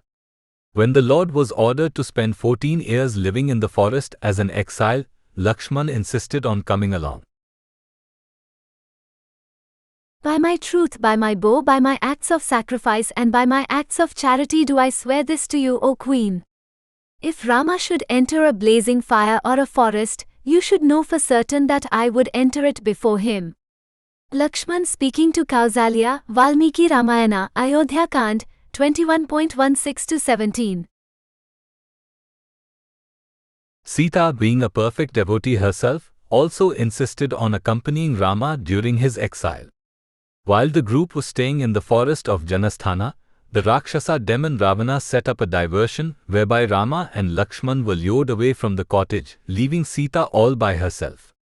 Ravana used this opportunity to approach the princess while he was in the guise of a mendicant. In the above reference statement, Sita is replying to advances made by Ravana, whom Sita had taken to be a Brahmana. Sita started off by identifying herself and giving a brief description of Rama. Next, she went on to extol the virtues of Lakshman. She not only loved praising Rama and Lakshman, but she also wanted to let the Brahmana know that she was well protected. Not only were Rama and Lakshman great protectors, but they were the epitomes of virtue as well. This was important because Sita wanted to let the Brahmana know that there was no reason for him to have any enmity with the 2 brothers. Sita describes Lakshman as the destroyer of foes. Lakshman was extremely powerful, but he only used that power for good. Ravana was also very powerful, but he used his strength to attack the innocent. Lakshman was God's protector, so he only used his powers as part of his service to God. There is no higher form of dharma than this. Dharma means an occupational duty or religion. There are different types of dharmas based on time, circumstance, and a person's social status or qualities. The highest dharma is known as Bhagavata Dharma or devotional service. This is the religion that Lakshman practiced. Sita also makes mention of the fact that Lakshman was dedicated to following religious principles with determination. This means that he wasn't attached to his power. Rather, he viewed service to Rama as his only business in life. Thus, he automatically possessed the qualities of renunciation and simplicity. Lakshman understood that religion was the true aim of life, so he didn't shy away from performing religious austerities. While living in the woods, Lakshman would stay awake at night and stand guard while Sita and Rama were sleeping. There are many kinds of prescribed austerities and religious sacrifices which aim to provide various material rewards. Lakshmana's performance of tapasya and yajna was perfect because he did it only to please Rama. By always being in direct contact with the Supreme Lord, Lakshman was a Mahabhagavata, which meant he automatically acquired all good qualities. The qualities possessed by Lakshman are the characteristics that we should strive to acquire. We too can be the destroyer of foes. In this age, almost all of society is either godless or they view the Lord as an order supplier. The greatest foe is irreligion, which we can easily destroy with logic and reason. By regularly chanting the Maha Mantra, Hare Krishna, Krishna Krishna, Hare Hare, Hare Rama, Rama Rama, Hare Hare, we can not only get closer to God, but we can arouse God consciousness in others. The key is to chant this mantra regularly and loudly, for the atheists and impersonalist philosophers get quite irritated hearing the holy name of the Lord. In this age, God incarnates through His holy name. Thus, the process of Sankirtana or congregational chanting is equally as potent in defeating demons as mundane weapons are. We can also take up religion with firm determination by abstaining from the 4 pillars of sinful life: meat eating, gambling, illicit sex, and intoxication. If we follow these guidelines, we can work our way towards becoming Mahabhagavatas. We'll also be setting a good example for others to follow. Chapter 9, Raja Rishi. Because Rama is firmly resolute and eternally dedicated to dharma, he, wearing matted hair and assuming the form of an ascetic, has entered the forest of Dandak along with me and his brother. Sita Devi speaking to Ravana, Valmiki Ramayana, Aranya Kand, 47.20. In this statement, Sita Devi is explaining how she, her husband Rama, and his younger brother Lakshman ended up residing in the forest. At the time, a demon in the guise of a Brahmana was visiting her hermitage. This demon, named Ravana, propositioned her while both Rama and Lakshman were away. Sita took the opportunity to identify herself and also to extol the virtues of her husband and brother-in-law. Lord Rama, an incarnation of God, was very famous at the time, so it seemed quite strange that he would take up residence in the woods, for he was the son of a king. Being royalty, Sita and Rama were accustomed to living the high life.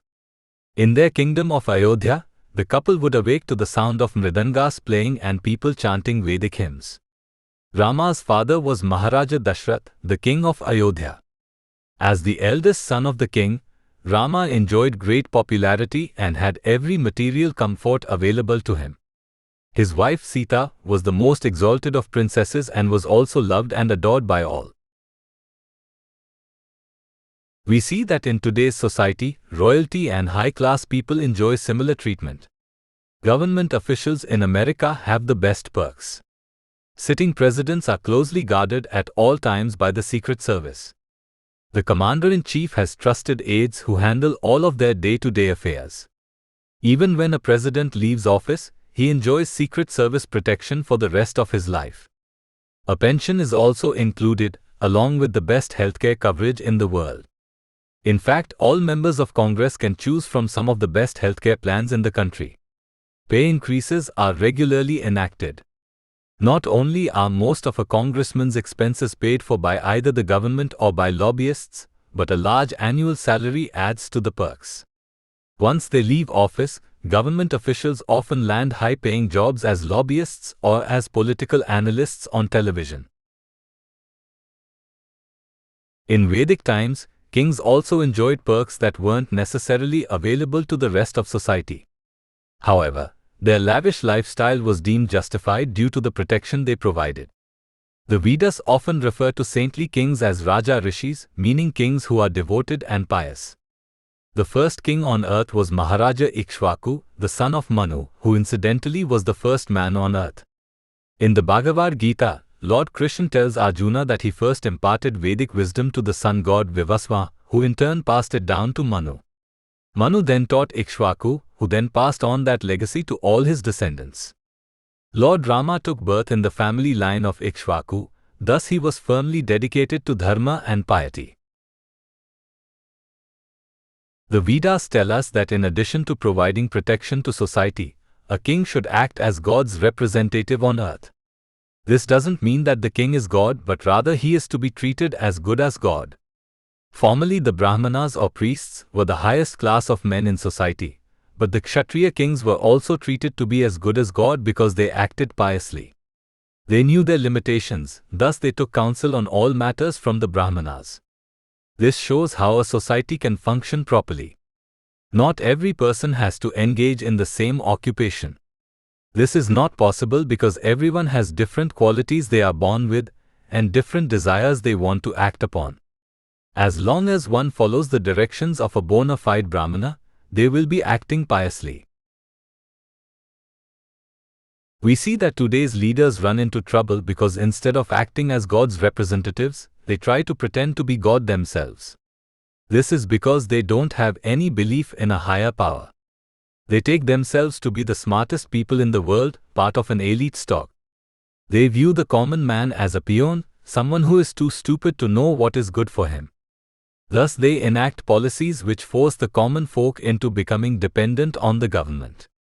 In this system, the leaders get to pretend to be controllers of society, thereby fulfilling their desire to imitate God.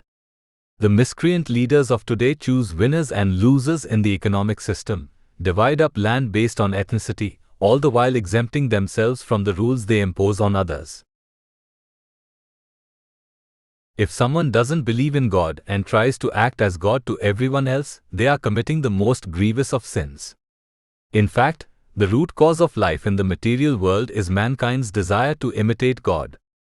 By challenging the authority of the Supreme Lord, a person inherits all bad qualities. This was the case with Ravana. Though technically he was a great devotee at heart, Ravana played the role of an avowed atheist. He performed many great austerities in hopes of pleasing the demigods. The Vedas tell us that God is one and that his original form is that of Lord Sri Krishna. Krishna then takes unlimited personal expansions known as Vishnu Tattva. All other expansions of the Lord, including the living entities, are separated expansions, meaning they are subordinate to God. The demigods are included in the list of separated expansions. They are highly elevated living entities who are in charge of managing the affairs of the material world. The material world is part of God's inferior energy, thus the Lord can never directly associate with it.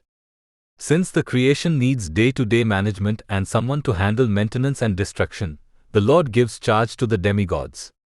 Unlike the Supreme Lord, the demigods are required to grant boons to anyone who pleases them, regardless of their motives.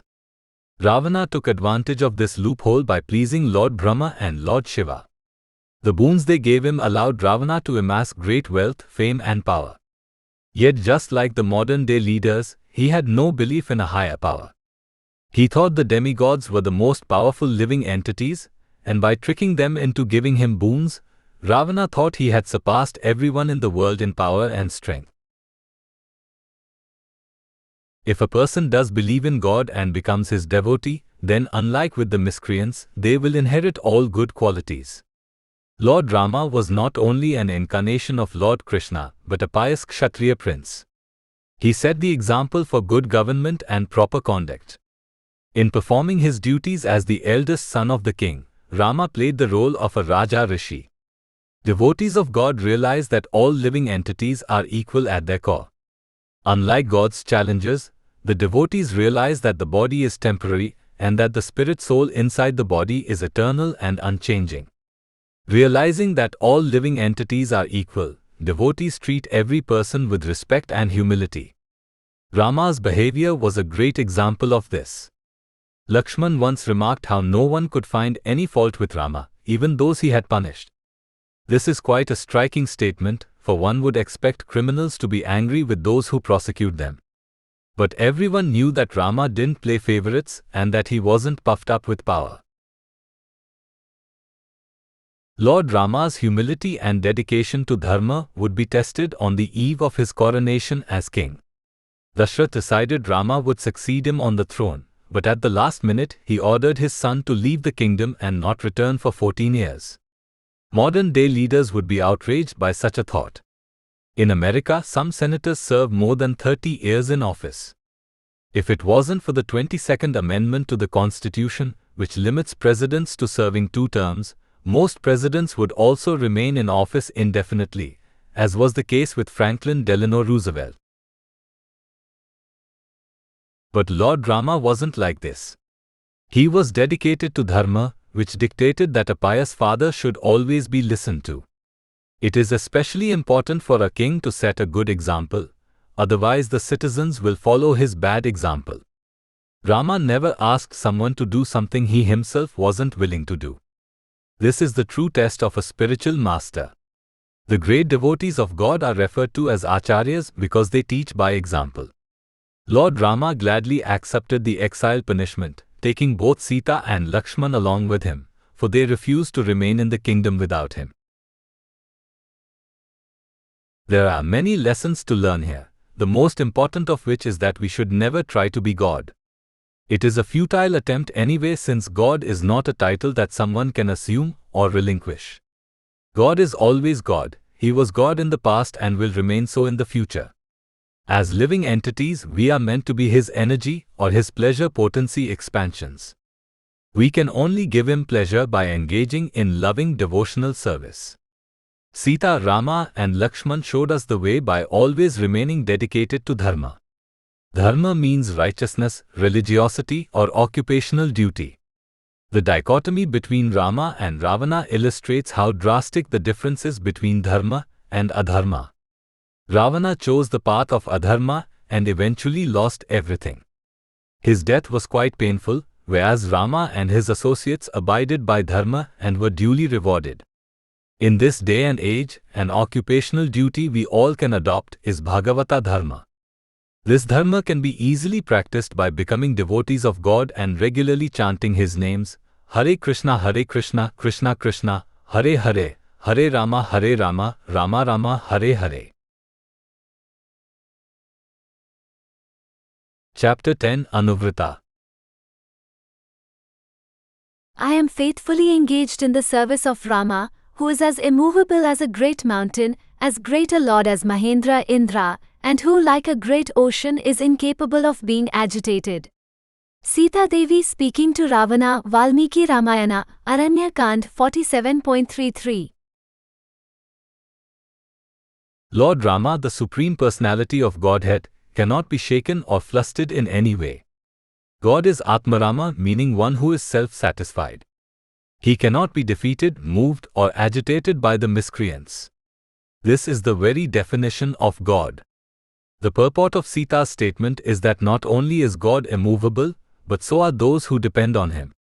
Sita Devi, being Rama's wife, surrendered herself completely to the care and protection of the Supreme Lord, and thus was able to remain steady on the virtuous path. All of us are dependent on someone or something, even though we may not know it. Children are dependent on their parents. Parents are also dependent on their children because the sons and daughters take over the lives of the parents. Lovers are dependent on their paramours. We see that the strongest type of depression occurs after a breakup or a divorce. Unrequited love causes pain to the heart. Thus, even in loving relationships, there is a full surrender of feelings and emotions to the other person. Since economic development or arth is required for society to function, we see that many of us are dependent on our bosses and the companies that we work for. Even the source and company leaders aren't independent, for they rely on the general public to purchase their products and services. Government leaders rely on the advice and consent of other officials in government, along with their trusted staff. Since the largest governments of the world today are democracies, the leaders become dependent on the voting public. One small mistake or misstep can lead to a revolt from the constituents, who can kick people out of office come election time. On the surface, such dependence isn't bad since we all must serve someone or something. We run into problems, however, since none of the objects of our service is perfect. This means that the protection they provide to their dependents is also flawed. We can use the recent economic crisis to illustrate this point. In the capitalist system, jobs are created through competition. A person has a good or service that they wish to sell to others in a peaceable and voluntary manner. The more products and services a person sells, the greater profit they will turn, which is the reason they are in business to begin with. Many of us think that companies exist to provide a decent wage and health benefits, but that is not the case. A company is in business for one reason: to turn a profit. All of us, being God's children, have an equal right to pursue happiness. As a result, it is rare to see only one company for a particular industry. Usually, many new companies spring into existence who also want to turn a profit offering similar services and goods. This results in competition. The same company that had the market cornered on a specific product or service must now deal with competitors. To maintain revenue stream and profit margins, companies look for ways to increase productivity, hence they hire workers. Competing companies then follow suit, and you eventually end up with what we have today: thousands of companies, both large and small, employing millions of workers around the world. Even the largest companies, which are publicly traded and bring in millions of dollars in revenue each year, are subject to success and defeat. The buying and selling habits of consumers are always changing, meaning that a company can quickly go from turning a profit to turning a loss. In recent times, there has been a worldwide recession, where the overall output of goods and services has declined sharply. As a result, companies have been forced to cut costs. In most companies, the largest expense comes from labor, i.e. the workforce. When it comes time to tighten the belt, the workers are the first ones to suffer, through layoffs and firings. Anyone who has ever held a job for a long time will tell you that being let go is not a good feeling. Having a job means having a steady source of income, which results in a sense of security in life. When layoffs occur, this security gets swept away. People are then left to either look for new jobs or beg the government for help. In this way, we see that no matter how wealthy someone is or how successful they are materially, they can never be considered infallible or perfect. In the Vedic tradition, God is one, but he has many different names based on his innumerable features and characteristics. One of his names is Achyuta, meaning infallible, someone who never falls down. In the famous Bhagavad Gita, the great warrior Arjuna often addresses Lord Krishna as Achyuta. This title can only apply to God because he is perfect in every respect. He is the original proprietor of everything, someone completely independent. Since he is the only person that is perfect, it means that he is the only entity that we should completely surrender to.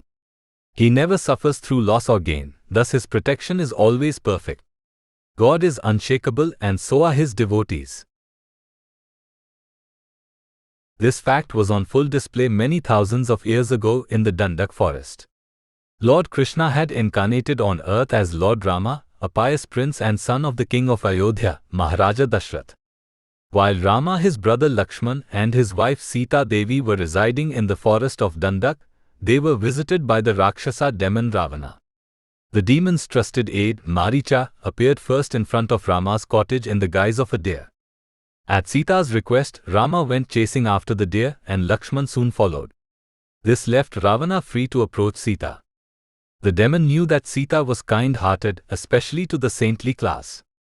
Taking advantage of this, Ravana assumed the guise of a mendicant and thus approached Sita and begged her for alms. After Sita welcomed him, Ravana propositioned her. Sita politely declined and at the same time, identified herself and explained to the Brahmana that her husband was Lord Rama. She told him that Rama was ever dedicated to the welfare of the saintly class and that there was no reason for the mendicant to harbor any ill feelings towards him or his relatives. Ravana couldn't stand to hear Rama and Lakshman being praised in this way, so he finally gave up his act and revealed himself. This time, he openly declared his intention to have Sita as his wife. In the above referenced quote, Sita is sternly rebuking the demon by telling him that she is a dependent of Rama. And who is Rama? Well, Sita explains that Rama is someone as strong as a mountain and resilient as an ocean. A mountain is so large that no one can think of shaking it. People may try to climb a mountain or even ski off of it, but the mountain itself remains unaffected. The ocean also can handle anything that is thrown its way. Tidal waves, hurricanes, tsunamis, and yes, even oil spills all cause fluctuations in the water, but in the end the ocean remains intact. Mahendra means Maha Indra, and is a reference to Lord Indra, the king of heaven and the strongest fighter of the demigod army. The Vedas tell us that God is one, but that he deputes thousands of highly elevated living entities known as demigods to manage material affairs. Since the beginning of time, there has been an ongoing struggle between good and evil, the Suras and the Asuras. The demigods are the Suras, and in their battles against the Asuras, Indra assumes the role of leader. By comparing her husband to Indra, Sita is letting Ravana know that Rama can never be defeated in battle. Not only did Sita list all of these wonderful attributes of Rama, but she made sure to state that she was his dependent, someone faithfully engaged in his service and abiding by her vow to always follow him, Anuvrata. This is an important point. Since Lord Rama, God himself, was capable of all these great feats, it naturally made sense that his dependents would enjoy all the protections offered from such a strong person. Ravana's desire to have Sita was so strong that he would eventually forcibly drag her away from the cottage and bring her back to his island kingdom of Lanka. But Sita was a pure devotee of God, which meant that she was also unshakable. She rebuffed all of Ravana's advances and never came over to the dark side. The lesson here is that we should become dependents of God and take shelter of his pure devotees like Sita. She is the goddess of fortune who also represents the Lord's pleasure potency.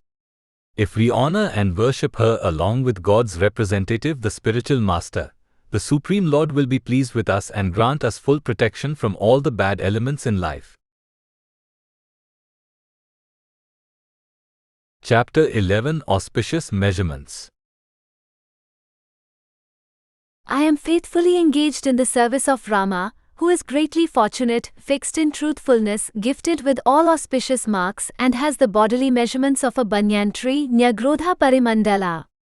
Sita Devi speaking to Ravana, Valmiki Ramayana, Aranyakand 47.34. God is great. The Vedas, the original scriptures for mankind, try to put this greatness into words. The Lord also helps us by appearing from time to time in this world to enact pastimes and protect his devotees. The total number of incarnations is too large to count, but the Vedas give us an idea of the more important ones.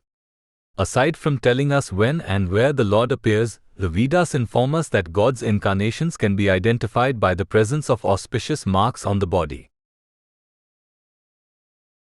When God incarnates, his auspicious marks appear on the soles of his feet and also in other areas. Lord Krishna is the Supreme Personality of Godhead, and his primary expansion is that of Lord Vishnu. When appearing on earth, these expansions are referred to as Vishnu incarnations. The beautiful auspicious marks of Lord Vishnu also appear on the bodies of his various incarnations, such as Matsya, Kurma, Narsimha, Rama, etc. The Lord's most recent appearance on earth as a human being was as Lord Chaitanya, who also possessed these auspicious marks on his body. Though Lord Chaitanya is not included in the list of major incarnations of Lord Vishnu, his appearance is hinted at in both the Srimad Bhagavatam and Mahabharata. In addition to having auspicious marks, Lord Chaitanya also had unique bodily dimensions. His arms and his chest had the same measurements, thus he was referred to as Nyagrodha Parimandala. When translated, this term means that his body had measurements like those of a banyan tree. This same description, Nyagrodha Parimandala, also applied to God's incarnation as Lord Rama, who appeared on earth during the Treta Yuga. Why would God need to have auspicious marks and unique measurements for his body? When the Lord appears on earth, he doesn't openly disclose his divinity. Human beings have free will in that they are not forced to do anything, including love. We have experience of this in our own lives. We may love another person very much, but it isn't guaranteed that the love will be returned. It works the same way between the living entities and the Supreme Lord. God is the original reservoir of pleasure, but the material world poses an obstacle to the living entities. Here, we are given all sorts of avenues to seek pleasure. We can seek out sense gratification through many different activities, but they all lack a relation to God. The Lord wants to reclaim his lost sons and daughters, but there is no way he can force us to love him. If there is coercion involved, the relationship can't be defined as a loving one. The Supreme Lord comes to earth to annihilate miscreants and to give pleasure and protection to the devotees. God is always God, however. Thus, when he appears in the body of a human being, he will naturally possess extraordinary qualities. These include auspicious marks on his body and unique measurements for his limbs and other body parts. These unique dimensions remind people that he is no ordinary human being, for we tend to be drawn to people who have extraordinary abilities. The Olympic runner Usain Bolt was a great example of this. At the 2008 Summer Olympics, Bolt shattered the world record in the 100 meters dash. The uniqueness of his body is what really intrigued people. It has always been assumed that tall people wouldn't make good runners because their height would require too much effort from their long legs. Bolt debunked this theory by not only winning gold medals, but by easily defeating the competition. His unique running style and bodily dimensions made him an athlete of interest around the world. In a similar manner, God breaks the mold when it comes to all areas of opulence. As Bhagwan, he possesses the qualities of renunciation, beauty, wealth, fame, knowledge, and strength to the fullest degree. When the Lord appears on earth, his body is not material, meaning it is not subject to creation and destruction in the same way that ours are. However, in order to fit in with the rest of society, the Lord's body appears to be material. This again is to keep his divinity under wraps as best as possible. The devotees, however, can tell that he is God based on distinguishing features. In his incarnation as Lord Rama, God took birth as a pious prince, expert at warfare and dedicated to the welfare of the pious. His wife Sita Devi and younger brother Lakshman accompanied him on a 14-year sojourn through the forests of India. On one occasion, the group was visited by the Rakshasa demon Ravana, who appeared in front of their cottage in the guise of a mendicant. Ravana was a committed atheist who had intentions of kidnapping Sita and making her his wife. He created a diversion whereby Rama and Lakshman were led away from the cottage, leaving Sita all by herself. At first, Ravana approached Sita in a humble manner, but then eventually the demon revealed his true form. Sita sternly rebuked Ravana. In the above referenced statement, she is describing the glories of her husband to the demon. This was done for two reasons. Sita inherently loved Rama and depended on him for everything. This is the dharma of pure devotees. They don't surrender to anyone else except God and his representatives. Sita's description also served to inform Ravana that Rama was no ordinary man. Ravana had ascended to power by propitiating various demigods with sacrifices and austerities. They rewarded him with many boons, and Ravana in turn used those boons to defeat many great demigods. For this reason, he thought that he was invincible. Ravana wasn't threatened by Rama. This poor prince is living in the forest like a homeless man. How powerful can he be? I am richer than he is, and I rule over a large kingdom. How did this man get such a beautiful wife? I will take her for myself. From Sita's description, we see that Rama not only possessed auspicious marks, but that he was greatly fortunate, Mahabhagam, and dedicated to the truth. This stood in stark contrast to Ravana's features. Sita was letting Ravana know that her husband was nothing like him, and that she had no desire to be with such a demon. In the end, Ravana would not heed Sita's warnings and would kidnap her anyway. Rama, with the help of Lakshman, Hanuman and the Vanara army, would march to Lanka, defeat and kill Ravana and rescue Sita. Everything relating to God is beautiful and auspicious. If we make Him the object of our worship and become His dependent, we will always feel as if we are in the presence of greatness. May the all-auspicious Lord Rama grant us the benediction of having His beautiful darshana, day after day. Chapter 12 A Lion Among Men. I am faithfully engaged in the service of Rama, who is a lion among men. Narisimham has a broad chest and powerful arms, who treads the earth like a lion and who is like a lion in prowess. Sita Devi speaking to Ravana. Valmiki Ramayana, Aranyakand, 47.35. Lord Rama is God himself, and one of his most distinguishing characteristics is his kindness. Rama means one who gives pleasure to others, and by taking one glance at his beautiful face, one can see that he is worthy of this name.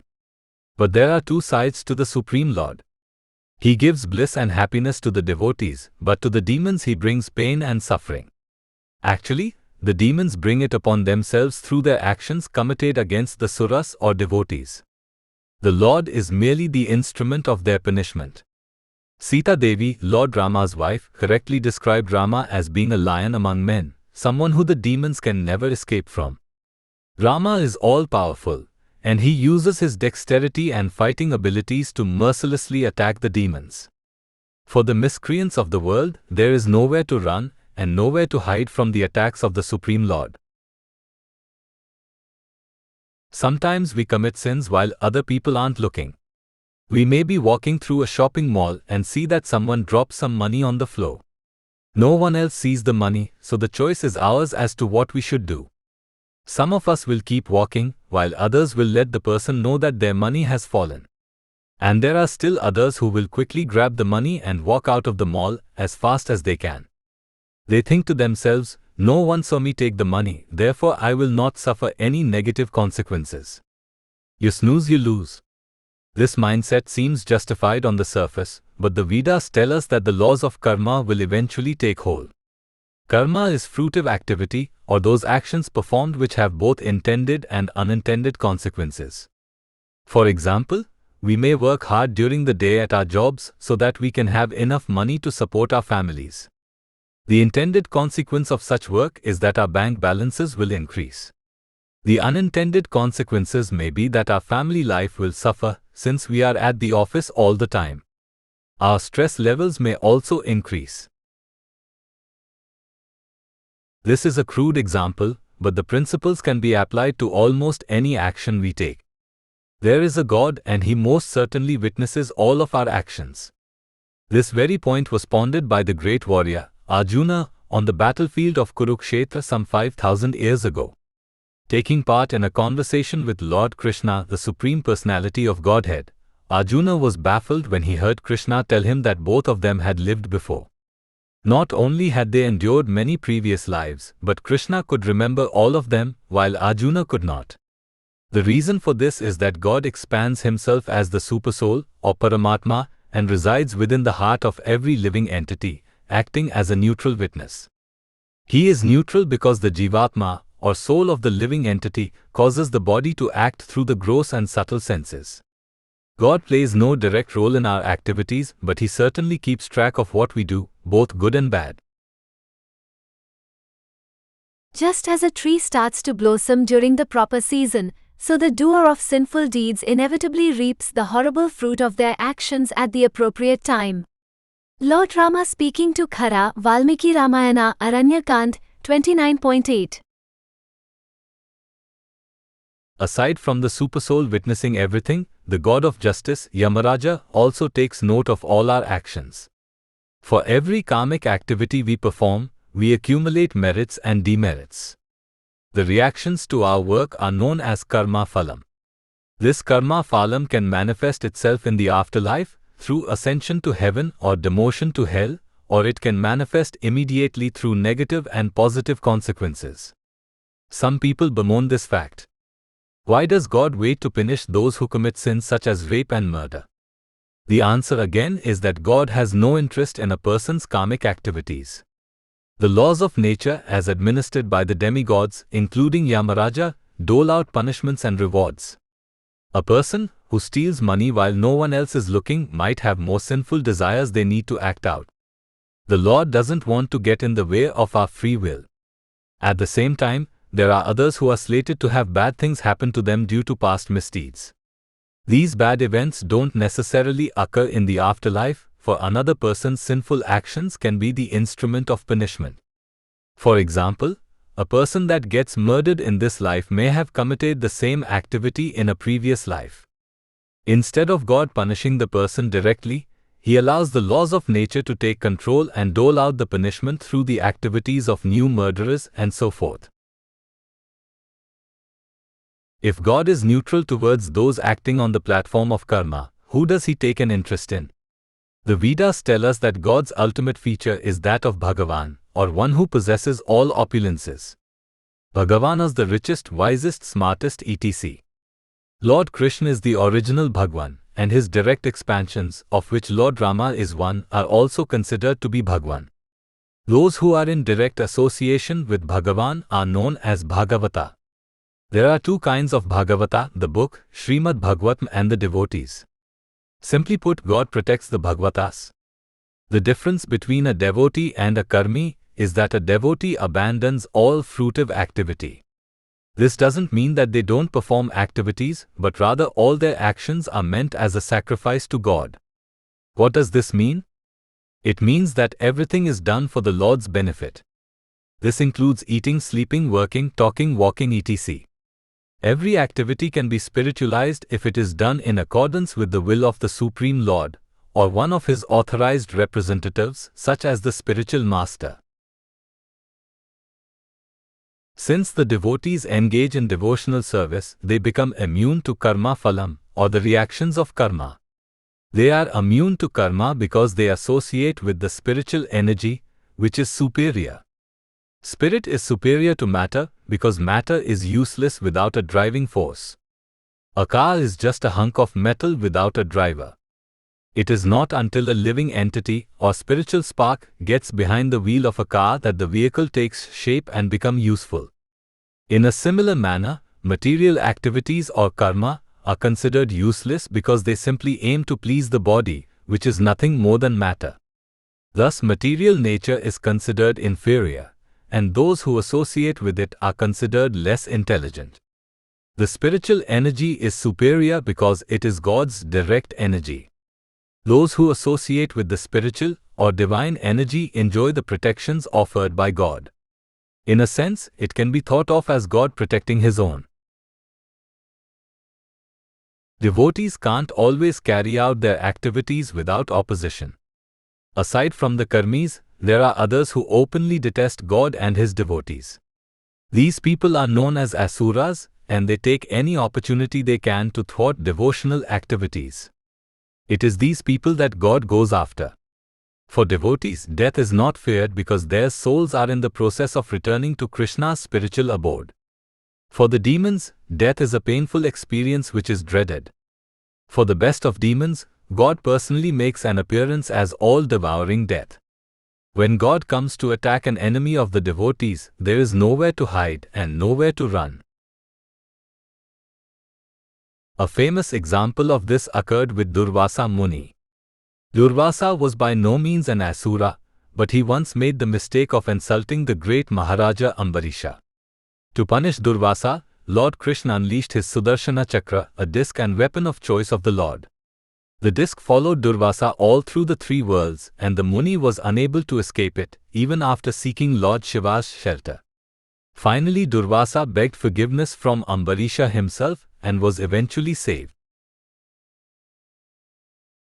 A famous demon who wasn't saved was Ravana, the 10-headed Rakshasa king of Lanka. During the Treta Yuga, Lord Krishna appeared on earth as Lord Rama, a handsome and pious prince. The Lord travelled through the forests of India for 14 years along with Sita Devi, who was his wife, and Lakshman, his younger brother. On one occasion, while Rama and Lakshman were off chasing a deer for Sita, Ravana approached the group's hermitage while in the guise of a mendicant. He propositioned Sita, who was all alone, but she sternly rebuked him. Finally revealing his true Rakshasa form, Ravana directly insisted that Sita become his wife. In reply, Sita Devi gave a series of descriptions of Lord Rama, of which the above referenced statement was one. She boldly declared herself to be a dependent of Rama, and also described some of his virtues. Sita told Ravana that Rama was a lion among men and that he was very powerful. In fact, she used the word Narisimham, meaning a lion-like man. This is also a subtle hint at Rama's divinity. Lord Rama was an incarnation of Vishnu or Krishna. One of Vishnu's other primary incarnations was that of Narasimhadeva, also spelled Narsimhadeva, the half-man, half-lion form who protected Prahlada Maharaja. Sita was not only speaking the truth, but also trying to get Ravana to desist from his sinful desires. Sadly, the demon would not listen. He couldn't understand how Rama could be so powerful, for he was roaming the forests like a homeless man. Ravana forcibly kidnapped Sita and took her to his island kingdom of Lanka. Lanka was very far away from any mainland, so it was no accident that Ravana set up shop there. He wanted to be insulated from any attacks. He knew he lived a sinful life, for he used to regularly kill sages living in the forests and then eat their flesh. Ravana thought that if he lived far enough away, nobody would be able to mount any serious attack against him.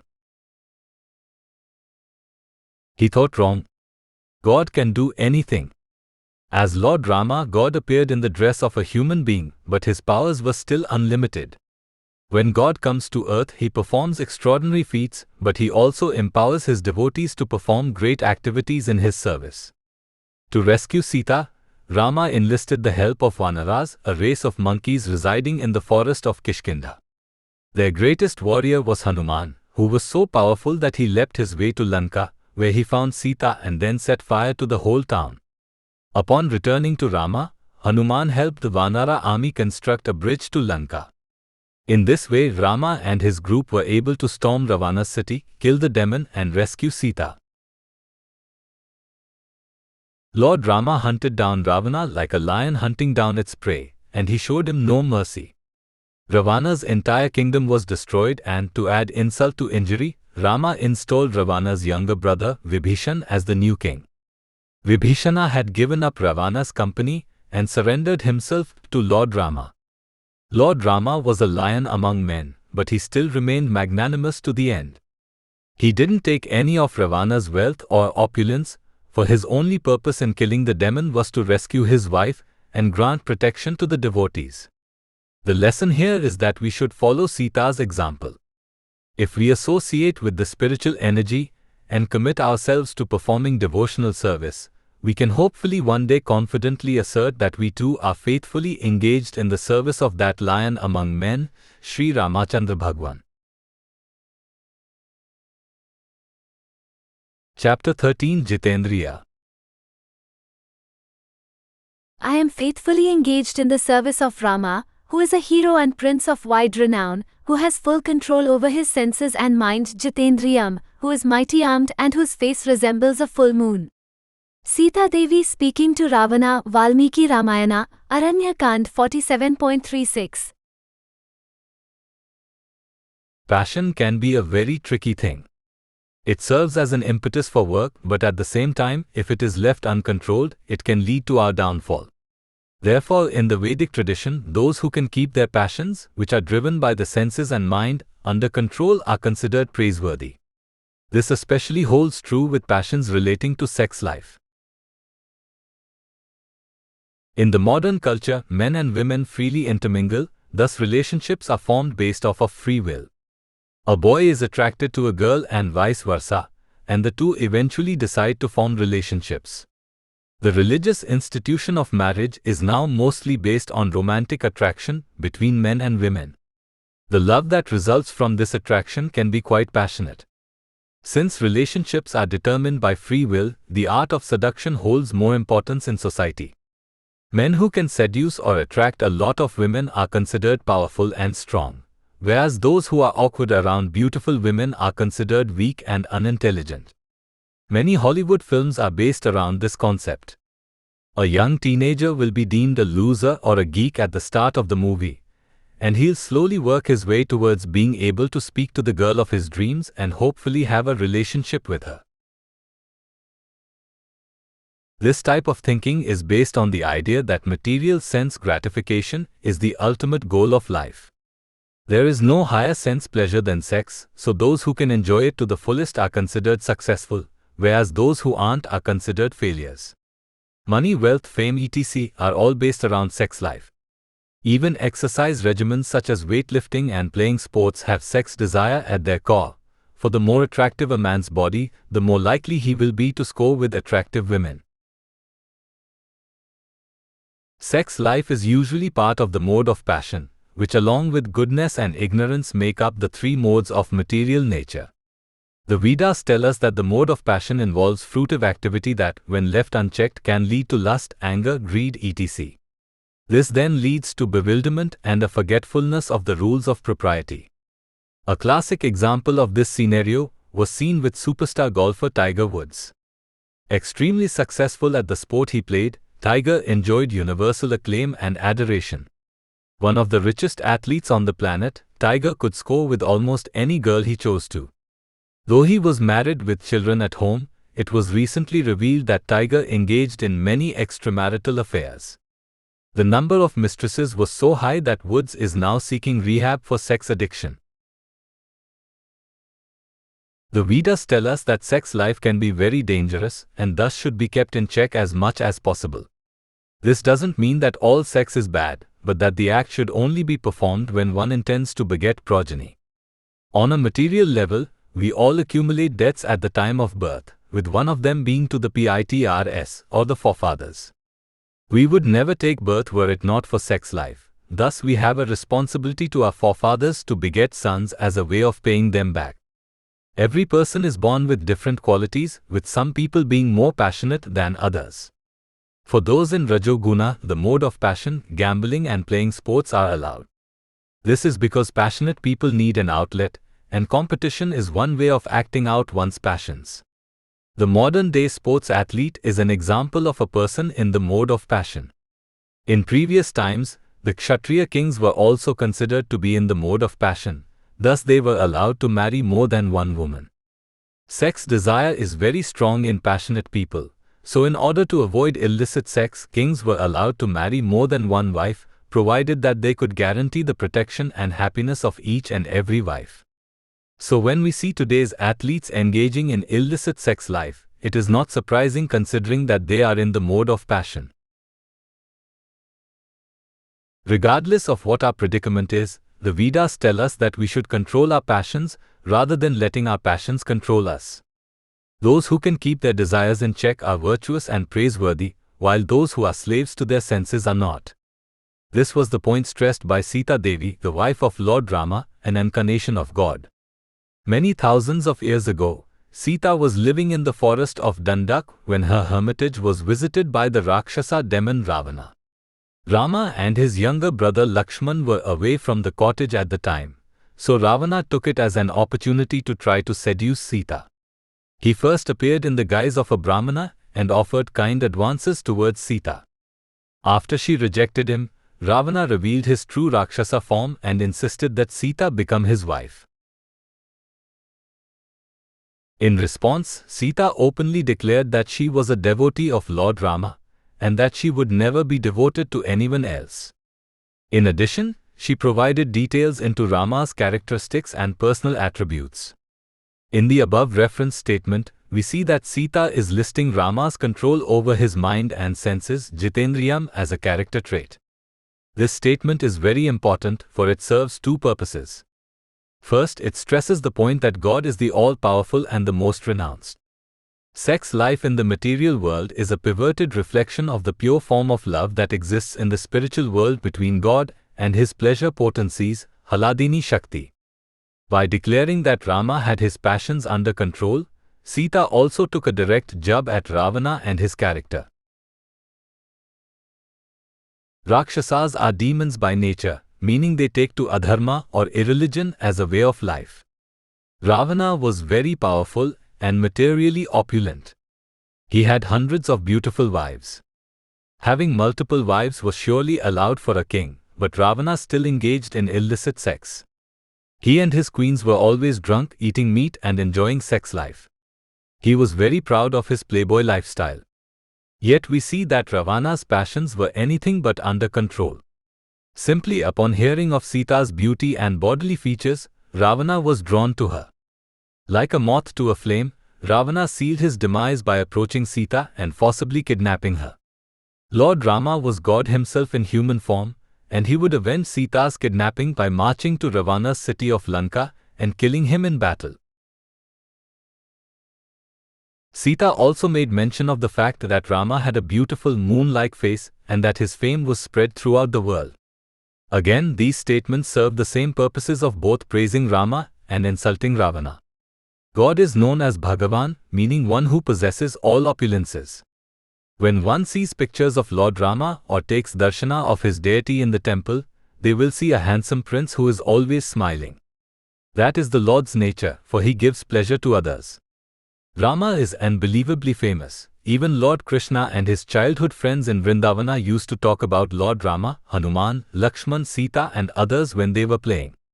The Ramayana, a book which details the life and pastimes of Lord Rama, is probably the oldest book in history and it is still read and revered to this day. God is always God, meaning that not only was Lord Rama famous during his time, but that his fame never diminishes. He is just as famous today as he was in the past. Ravana thought of himself as beautiful and famous, but his opulences paled in comparison to Rama's. Ravana performed austerities that secured him 10 heads, something he viewed as a benefit. Sita Devi, the most beautiful woman to have ever graced the earth, didn't find Ravana attractive at all. Ravana was proud of his beauty, but Sita directly insulted him by extolling the beauty of her husband, Lord Rama. Ravana also thought he was very famous, for he had defeated many great fighters in battle.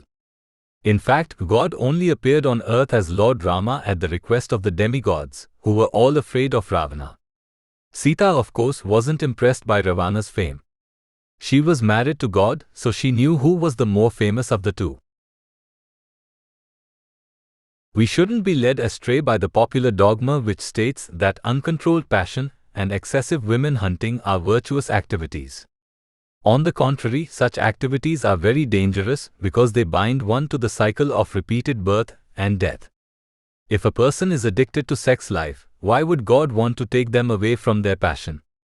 On the contrary, the Lord allows such a person to repeatedly take birth, sometimes in a lower species such as a monkey or a dog, where they can enjoy sex life even more. If we can control our mind and senses, we become praiseworthy.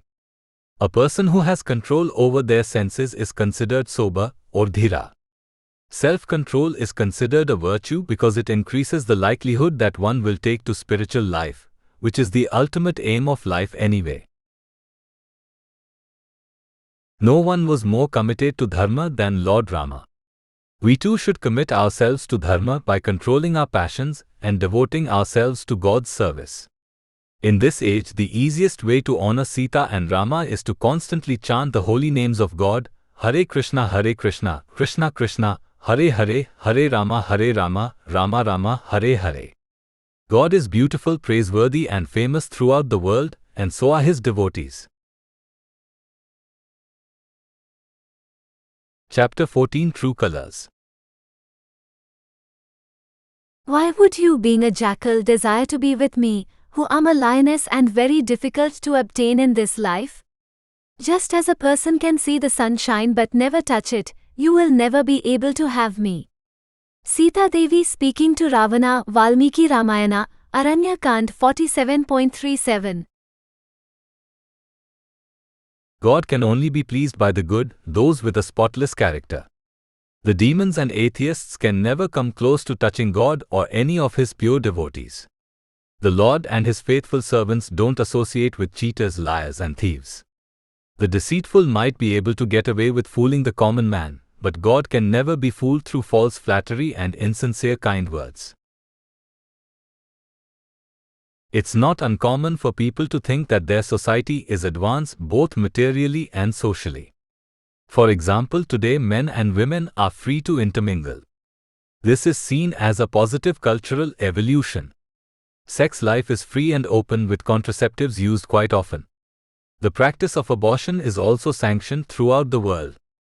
As a result of these advancements, women especially have become more vulnerable to the advances of lusty men. Men generally have a much stronger sex desire than women. Much stereotypical male-female humor revolves around the idea of the man always wanting to have sex and the woman always rejecting him. This theory has some validity to it, for adult-aged men do think about sex quite often. Today, for younger men, the aim is to try to score with as many chicks as possible. Seducing a woman is not an easy thing, for it takes alacrity and great skill. The typical playboy has honed his skills through much trial and error. Those who are expert in wooing women are usually also expert in lying and cheating. The two things go hand in hand because seducing women is cheating in a sense. The Vedas tell us that women and children should always be protected by the other members of society. For children, protection involves providing for their food, shelter, and clothing. It is also important to keep them away from things that will harm them. These rules apply to women as well. The Vedas tell us that the best way to protect an adult-aged woman is to find her a husband.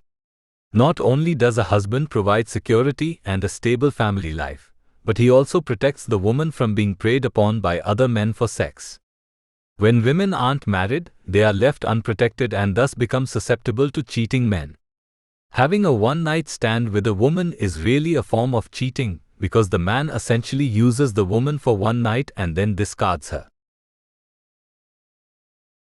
For the conditioned souls, it is important to try to always act in the mode of goodness, and this applies to sex life as well.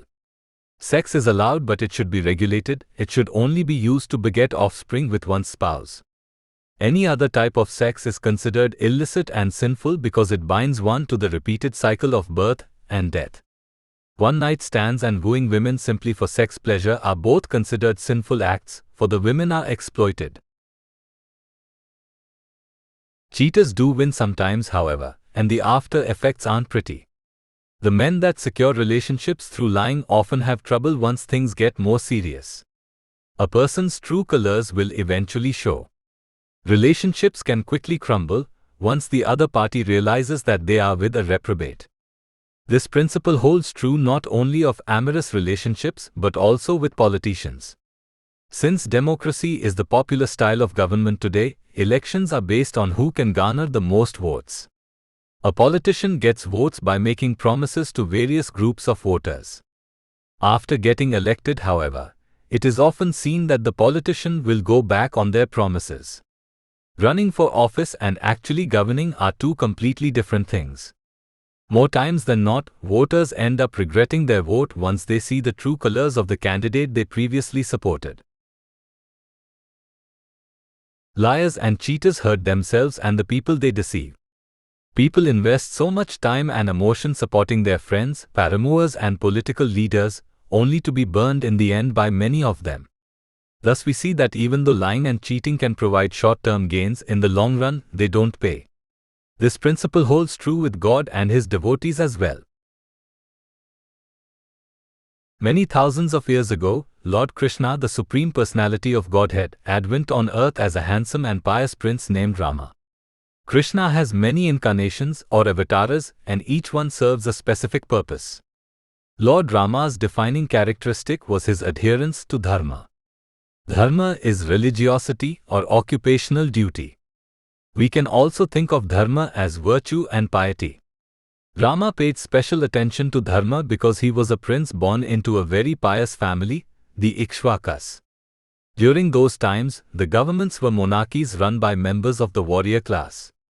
There were no votes, for the leaders were all expert fighters who could defeat any enemy in battle. Aside from being expert fighters, the kings were all very pious because they had to administer justice. It is quite common to see police officers violate traffic laws and politicians bend and shape the law in their favor. But the Vedas tell us that this is not ideal behavior. A king must administer justice by punishing criminals. If they themselves break the law, how can they be taken seriously when punishing the guilty? Citizens follow the behavior of their leaders, and if they believe that their king is a cheater and a fraud, they will have less of a reason to obey the laws of the land. Lord Rama was committed to not only maintaining his own reputation, but also that of his family.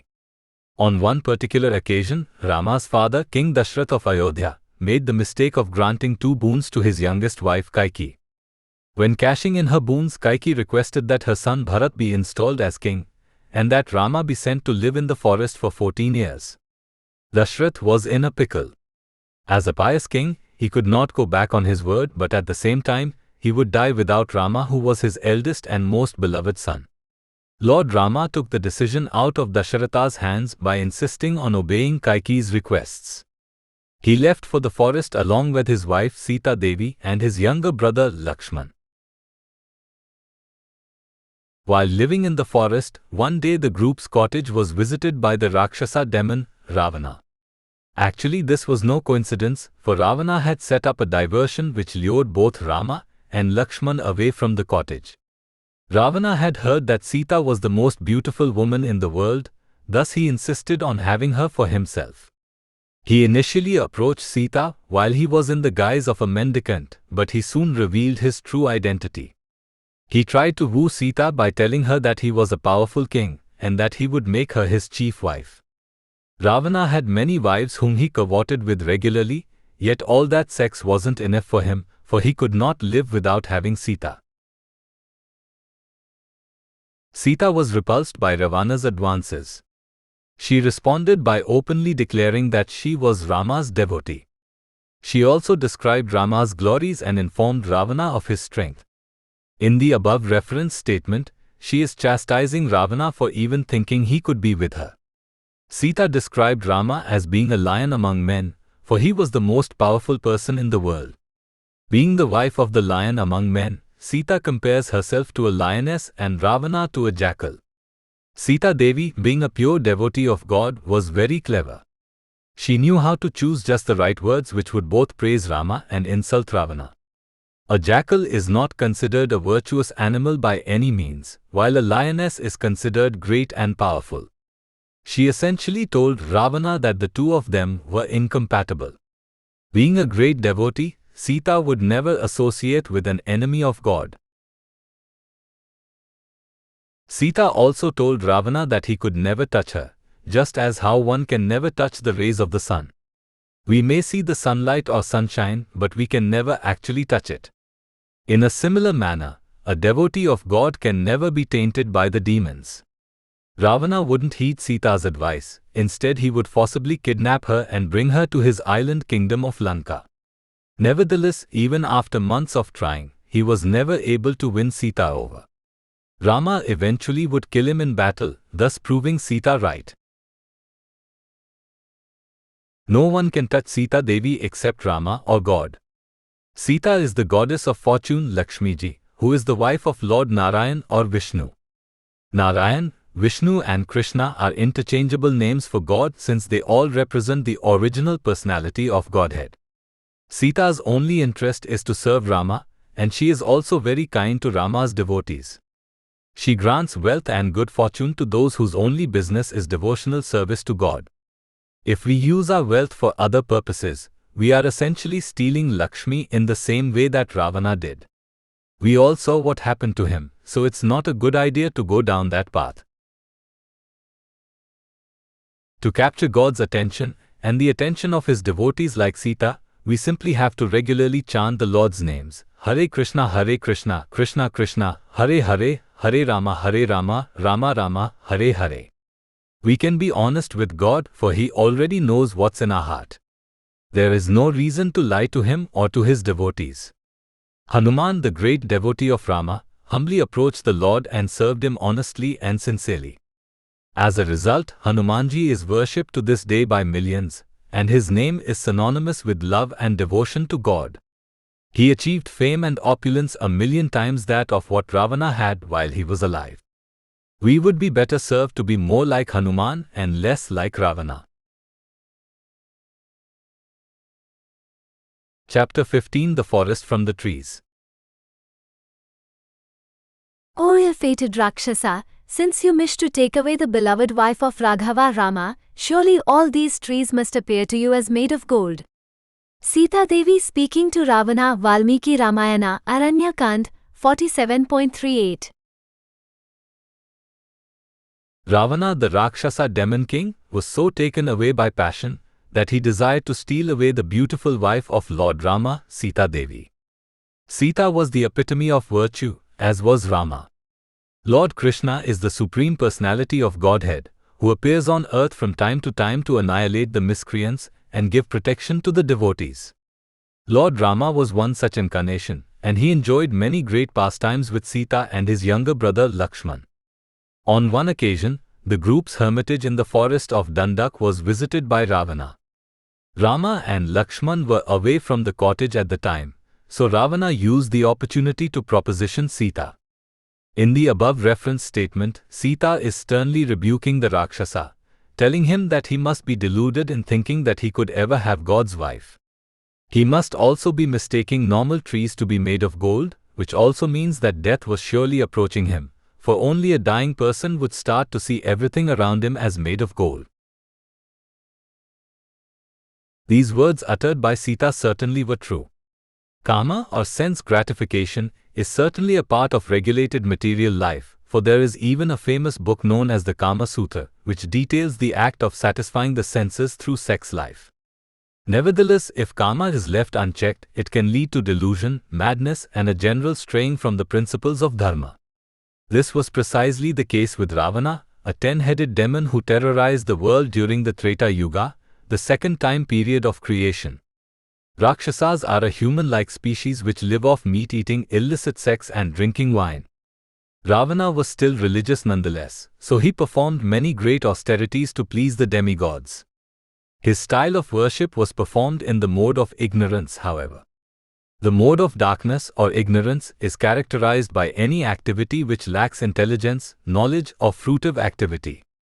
In essence, the mode of darkness brings one further and further away from God, oftentimes resulting in demotion to a lower species in the next life. Ravana certainly performed great austerities involving self-control and the self-infliction of pain. As a result, Lord Brahma granted him any boons of his choosing. Ravana, being deluded by his ignorance, used these boons to increase his material strength and fame. He was given invincibility in battle against any celestial and animal. Normally, such a boon would be a great thing for a king, because it would mean that they could adequately provide protection to their citizens. Ravana, however, used his strength to terrorize other demigods, essentially Lord Brahma's associates and friends. Ravana defeated his own brother in battle, Kuvera. There was no reason for this fighting except for the fact that Ravana wanted to be God. By definition, God is the most powerful, wise, famous and beautiful. Ravana didn't believe in a higher power, for he thought the demigods represented the upper limit of opulence. By defeating them in battle, Ravana thought himself to be God. Aside from terrorizing the innocent, Ravana engaged in all sorts of other sinful activity. The Rakshasas of his kingdom were always drinking wine. Through his various conquests of other kingdoms, Ravana had amassed a great collection of beautiful wives. He would always engage in sexual activity with them, with Mandodari being his chief wife. These women were all very beautiful, and anyone would kill to have them as a spouse. Nevertheless, Ravana wasn't satisfied. This is the danger of Kama. Life on earth is meant for realizing God and not for simply satisfying the senses. For this reason, the Vedas recommend that we regulate Kama as much as possible. Lord Rama, as part of his pastimes, traveled the forests of India at the same time that Ravana was ruling over his kingdom of Lanka. The demigods had actually petitioned Lord Vishnu, God himself, to come to earth in human form to kill Ravana and alleviate their suffering. In his haste, Ravana forgot to ask Lord Brahma for immunity from human beings. Ravana never thought that a mere mortal could ever defeat him in battle. Using this loophole, God came to earth as a human in Rama. The Lord was living in the forest of Dandak with Sita and Lakshman when the group was attacked by Ravana's band of Rakshasas.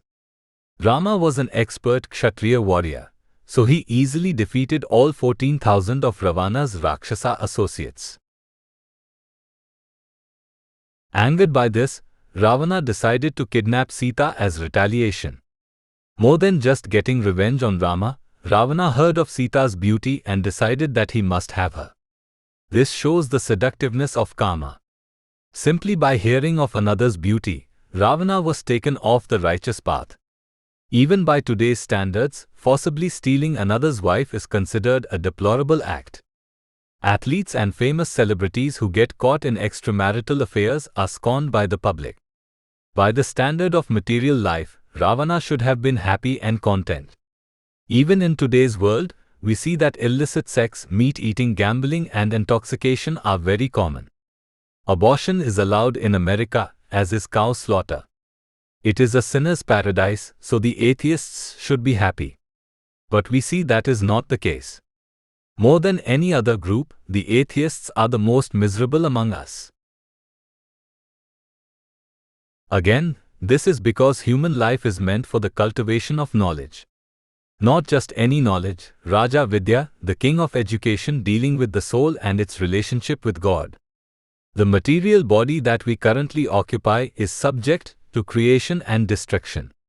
However opulent we may be, or however much we may satisfy our senses, our experiences here are only temporary. The spirit soul which resides within the body, the Atma, is eternal.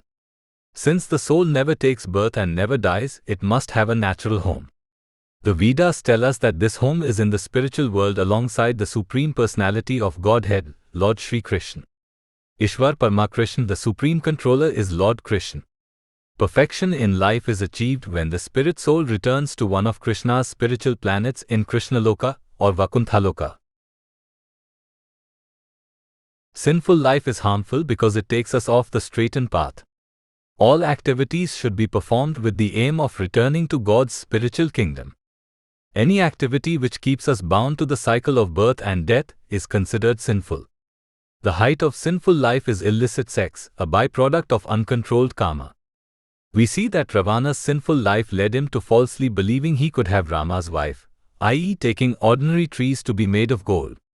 This is the definition of Maya, taking something to be what it is not.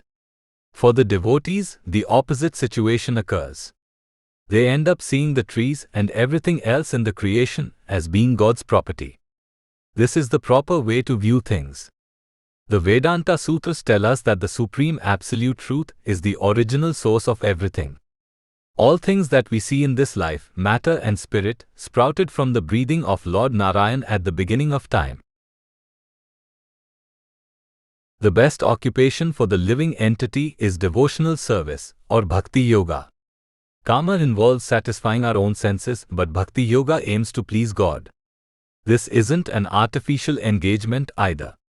The spirit soul is naturally inclined to performing devotional service. This was the path taken by Sita Devi, Rama's wife. She performed all 9 processes of devotional service perfectly. Sita always recited Rama's name, offered him prayers, remembered him at all times, served his lotus feet, became his friend, and surrendered everything unto him. As a result of her service, she viewed all living entities equally. When Ravana first approached her, he was in the guise of a Brahmana or mendicant. Sita immediately welcomed him and openly declared that everything she had in her possession was intended for the Brahmana's benefit. Her husband was away from the cottage at the time, so she was a little distressed, but she didn't let that stand in the way of welcoming a guest. The lesson here is that we should follow the path of Sita Devi and not that of Ravana. Unrestricted karma will lead to our downfall. Unfortunately, Ravana would not heed the advice given to him by Sita. He would forcibly kidnap Sita, an act which ultimately led to his death. Not only was he never able to bring Sita under his control, but Ravana would lose everything when Rama and his army arrived at his kingdom of Lanka. Rama would defeat and kill Ravana and install Ravana's brother Vibhishana as the new king. Those who follow the path of devotional service will never have to worry about delusion. By regularly chanting God's names, Hare Krishna, Krishna Krishna, Hare Hare, Hare Rama, Rama Rama, Hare Hare, we can see the forest from the trees and see that everlasting happiness can only come through association with the Supreme Lord. Chapter 16 Doth Wish. Do you wish to uproot the teeth from the mouth of a hungry lion, who is the enemy of the swift deer, or from the mouth of a venomous serpent? Do you wish to take away the best of mountains Mandara, using just your hands? Do you wish to drink deadly poison and come away alive? Since you wish to take away the beloved wife of Raghava Rama, you must want to rub your eyes with pins and lick a razor blade with your tongue. Sita Devi speaking to Ravana, Valmiki Ramayana, Aranya Kand, 47.39-41. Religious leaders warn us of the punishment of eternal damnation for those who don't accept the supremacy of God. In actuality, just taking birth in this material world is itself a form of misery, for we are constantly struggling with the dualities of happiness and sadness, heat and cold, success and defeat. There is a more severe form of punishment, however, reserved for the enemies of God and His devotees. There are many ways to describe what exactly happens to those who cross the Supreme Lord, but sometimes we require the use of analogy and alliteration to help convey the message.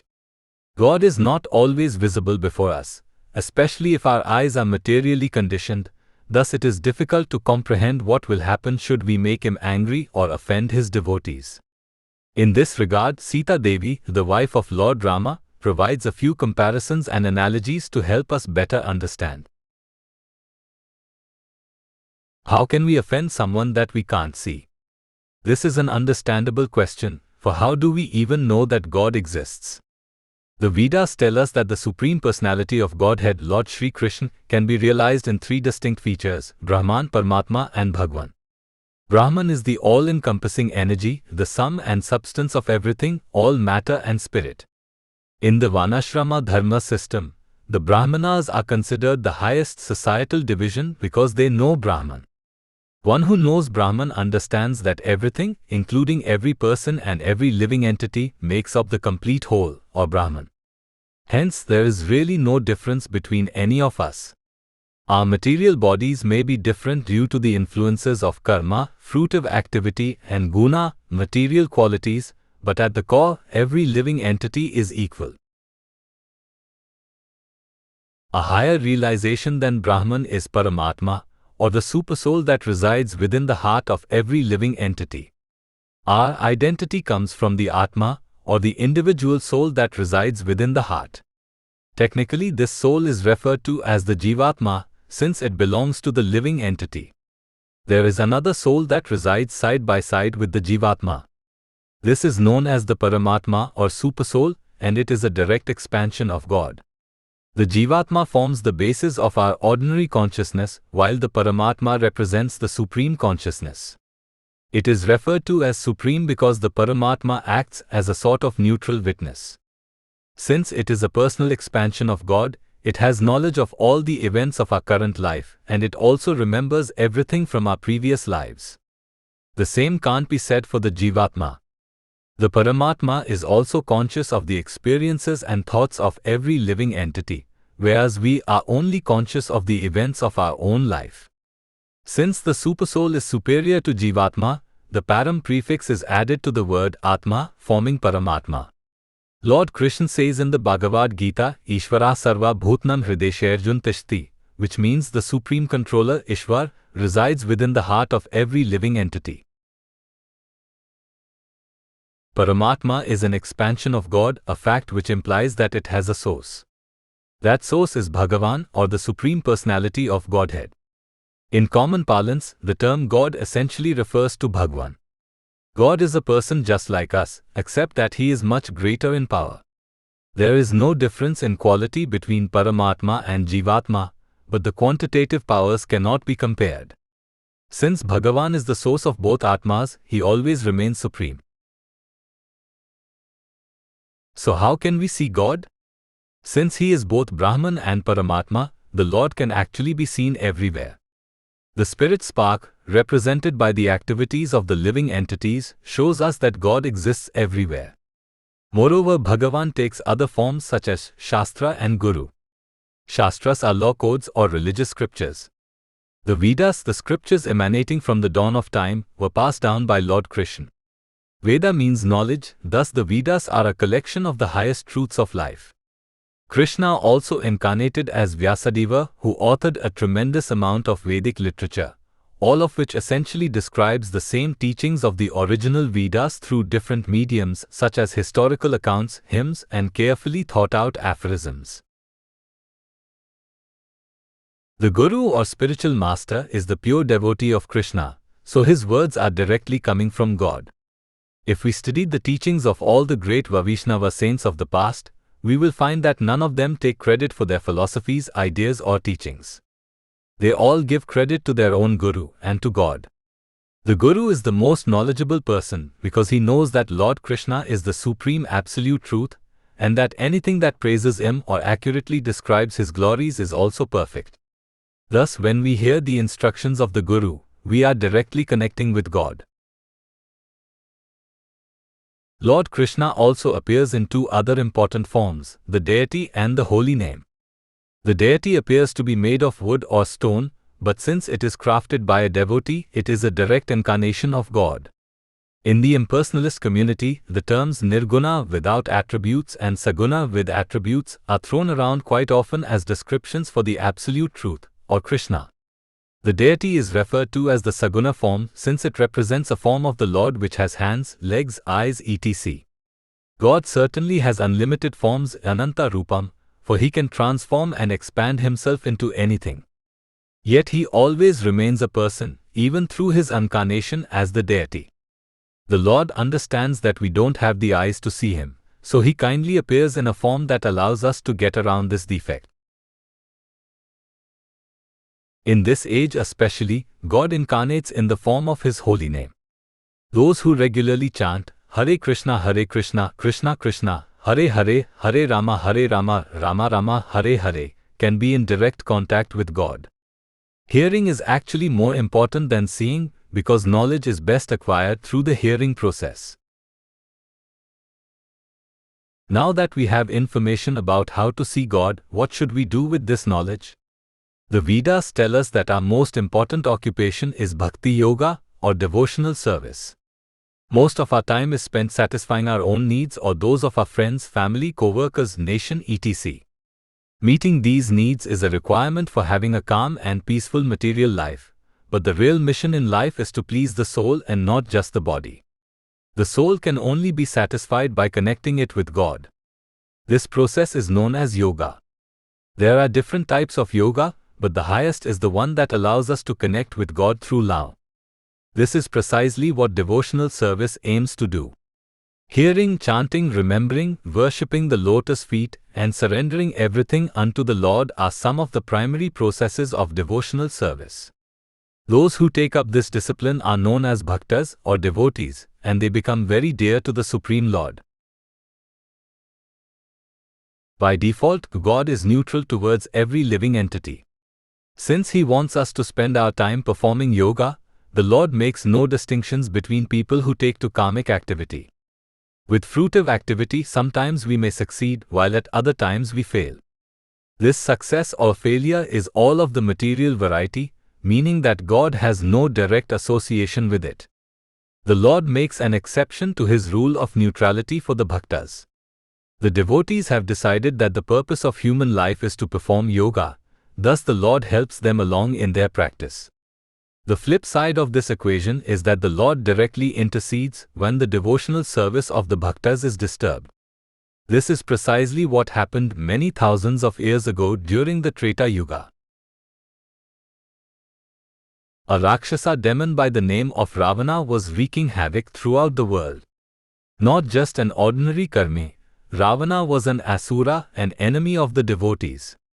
Asuras want the entire world to worship them, thus they view God as their chief competitor. Though God never forces anyone to worship him, the Asuras don't play by the same rules. They take too aggressive measures to thwart the devotional activities of others. To help protect the devotees, the Lord personally comes to protect them when the situation gets out of hand. To help protect the sages from the attacks of Ravana and his Rakshasa associates, Krishna incarnated on earth as a Kshatriya prince named Rama. Lord Rama roamed the forests of India for 14 years with his wife Sita Devi and his younger brother Lakshman. On one occasion, Ravana approached the group's cottage in the forest of Dandak while Rama and Lakshman were momentarily away. Wanting to kidnap Sita, Ravana first approached her in the guise of a mendicant. Sita kindly welcomed him, and Ravana replied with subtle advances. Sita kindly rebuked him, informing him of who she was, where she came from, and who her husband was. Ravana heard enough and finally revealed his true nature. In response, Sita Devi strongly chastised him. In the above reference statement, Sita is comparing Ravana's desire to have her to that of several stupid and dangerous activities. By stating that Ravana wished to remove the teeth of a lion, Sita is informing him that Rama was the lion and that Ravana would be eaten up should he try something so stupid. Sita was Rama's beloved wife, so anyone who would cross her would have to deal with the wrath and punishment inflicted by Lord Rama, who was God himself. Trying to steal God's wife was also akin to trying to walk away alive after drinking poison, trying to rub one's eye with pins, or trying to lick a razor with one's tongue. These are all ridiculous acts that no one with any intelligence would ever think of trying. Sadly, Ravana didn't comprehend. He would forcibly kidnap Sita after hearing these words. The result was much worse than what Sita described. Ravana was a great king who had amassed a great fortune. His island kingdom of Lanka was a sinner's paradise. He had hundreds of beautiful palaces bedecked with gold, filled with the most beautiful queens in the world. Yet by crossing Lord Rama, he would go on to lose everything. Rama's faithful servant, Hanuman, would lay waste to the city of Lanka, and then Rama would finish the job by defeating and killing Ravana in battle. Ravana worked so hard to acquire material powers, and they disappeared in an instant after he crossed God. When one crosses the Supreme Lord or one of his devotees, they must suffer the consequences. Regardless of whether we believe in God or not, the negative reactions that come through offending his devotees will still come to us. Knowing this, we are better off becoming devotees ourselves. Actually, there is no reason to fear Lord Krishna or his devotees. The Lord kindly requests us to become his devotees, but he never forces us, for there is no love in coercion. Those who associated with Sita and Rama in a loving way, such as Hanuman, Vibhishan and countless others, achieved eternal bliss and happiness. The same can happen for us. Chapter 17 – A Worthy Partner. Since you are one who wishes to assail the beloved wife of Rama, you must also wish to swim across the ocean while wearing a boulder around your neck and take away the sun and the moon using just your hands. Since you wish to take away Rama's wife who is of the highest character, you must also wish to put out a blazing fire using just a piece of cloth. Since you are one who wishes to obtain the worthy wife of Rama, his ideal match, you must also wish to walk across iron needles. Sita Devi speaking to Ravana, Valmiki Ramayana, Aranya Kand, 47.42-44.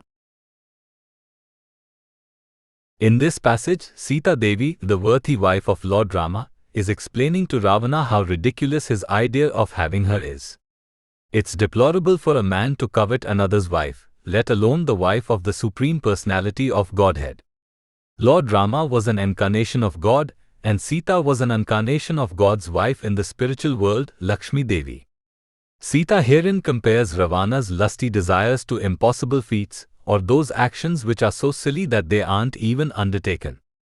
She is illustrating absurdity by being absurd. Instead of simply chastising Ravana, she is trying to show the folly of his desires by comparing them to even more ridiculous acts. More than anything else, Sita reaffirms the fact that she is the worthy wife of Rama and no one else. Sita Devi was born and raised as the daughter of the king of Mithila, Maharaja Janaka. When she was a baby, the king found her one day while ploughing a field and then raised her as his own daughter. Around the same time, Lord Krishna, the Supreme Personality of Godhead, advent on earth in the form of a pious prince named Rama. Janaka held a self-choice ceremony, or Swayamvar, to decide Sita's nuptials. Lord Rama happened to attend this ceremony, and after lifting the famous bow of Lord Shiva, won the hand of Sita in marriage. The two lived happily in Rama's kingdom of Ayodhya for 12 years, when Rama was suddenly ordered to leave and not return for 14 years. The couple then roamed the forests of India along with Rama's younger brother, Lakshman. They set up a cottage in the forest of Dandak. It was there that Ravana, a Rakshasa demon, appeared before Sita and propositioned her. Sita was worthy of Rama, and Rama was worthy of Sita. The purity went both ways. On the highest level of understanding, there is no difference between the two because one person is the energy and the other is the energetic. In fact, this is how the Vedas, the ancient scriptures of India, view a marriage. Through the religious institution of marriage, the husband and wife assume one identity, sharing a common fate in the afterlife. This relationship is an outgrowth of the pure loving relationship that exists in the spiritual world between God and His pleasure potency expansions. God is the original person, Adi Purusha, from whom everything emanates. God is the supreme enjoyer after all, so to facilitate His desire for enjoyment, He expands Himself into pleasure potency forms, which are known as Ladini Shakti. Krishna is the original form of God, and Srimati Radharani is the original pleasure potency. From Radharani come all the goddesses of fortune, or Lakshmijis. So in essence, there is no difference between Radha Krishna and Sita Rama. As God's most intimate associate in conjugal love, Sita possesses the highest qualities of devotion. During her time on earth, she never thought of anyone except Rama. She executed the processes of devotional service to perfection. Thus she was the only worthy spouse for Lord Rama. In a similar manner, Rama was the only worthy husband for Sita due to her pious and chaste nature. The relationship between God and His pure devotees operates in a manner similar to that of a good marriage. In a marriage, a husband will love and protect his wife, provided that she is completely devoted to him. The husband will excuse all nagging and pestering or anything else he finds to be annoying from the wife, provided that she has no interest other than to serve him. This is the definition of chastity. In a similar manner, Lord Krishna relieves us of all sinful reactions provided that our only interest is to serve Him. It's not that He gets angry if we forget Him, but He will pay more attention to us if we shift our interests in His direction. Sita was both a chaste wife and a devotee, so she was doubly worthy of Rama's protection. In performing her pastimes, Sita always associated with the spiritual energy. The Vedas tell us that God creates two energies, material and spiritual. Material nature is a temporary place which is full of miseries. It can be thought of as a prison house designed to act as a playground for the wayward souls who desire to imitate God. The spiritual energy is a direct expansion of God, so it inherits all of His pure qualities. God is so kind that even while living in the material world, one can associate with the spiritual energy. We can do this by engaging in bhakti yoga or devotional service. There is no difference between God and His names, forms and pastimes. Sita Devi associated directly with the spiritual energy by dedicating all her thoughts, words and deeds to God's personal form of Lord Rama. She also regularly recited His name, thought of Him, offered Him prayers and assisted Him in pastimes. In this way, we see that Sita herself was completely spiritual. Though assuming a human body, she never directly associated with material nature, which is also known as Maya. Ravana, on the other hand, was completely engrossed in material life. This immediately disqualified him from ever having Sita's association. The spiritually enlightened can never be coaxed into mixing with the gross materialists. By the same token, the non-devotees can never touch God as his associates. Ravana was a Rakshasa, so he inherited all bad qualities from the time of his birth. On a previous occasion, Ravana's mother was cursed by the great sage Vishrav. She wanted to bear a child with the sage, and since she disturbed him while he was meditating, the sage agreed to her desire but also cursed her to have a Rakshasa son. Hence Ravana was born.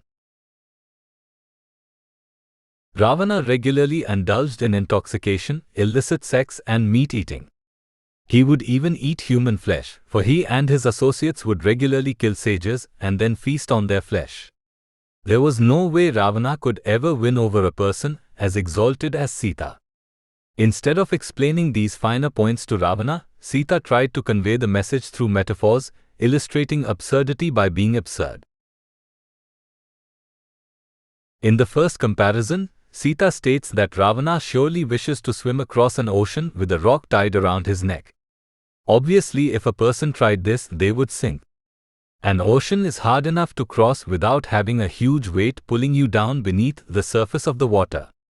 Sita warned Ravana that if he tried to forcibly win her over, he would surely drown.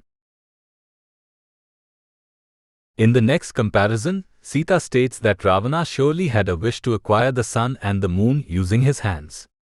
In the modern age, scientists have developed a way to get to the moon, but only after much endeavor. After spending millions of dollars, all they have done is land there in costly spacesuits. They haven't learned anything, nor have they advanced their material condition, which is what they were after in the first place. Hence, the moon still eludes them since they haven't found any use for it. The sun is a completely different story. Even today's scientists aren't silly enough to try to go to the sun. One will surely be burned to death before they could even get close to the sun's surface. In this way, Sita warned Ravana that he would also die if he tried to forcibly win her over.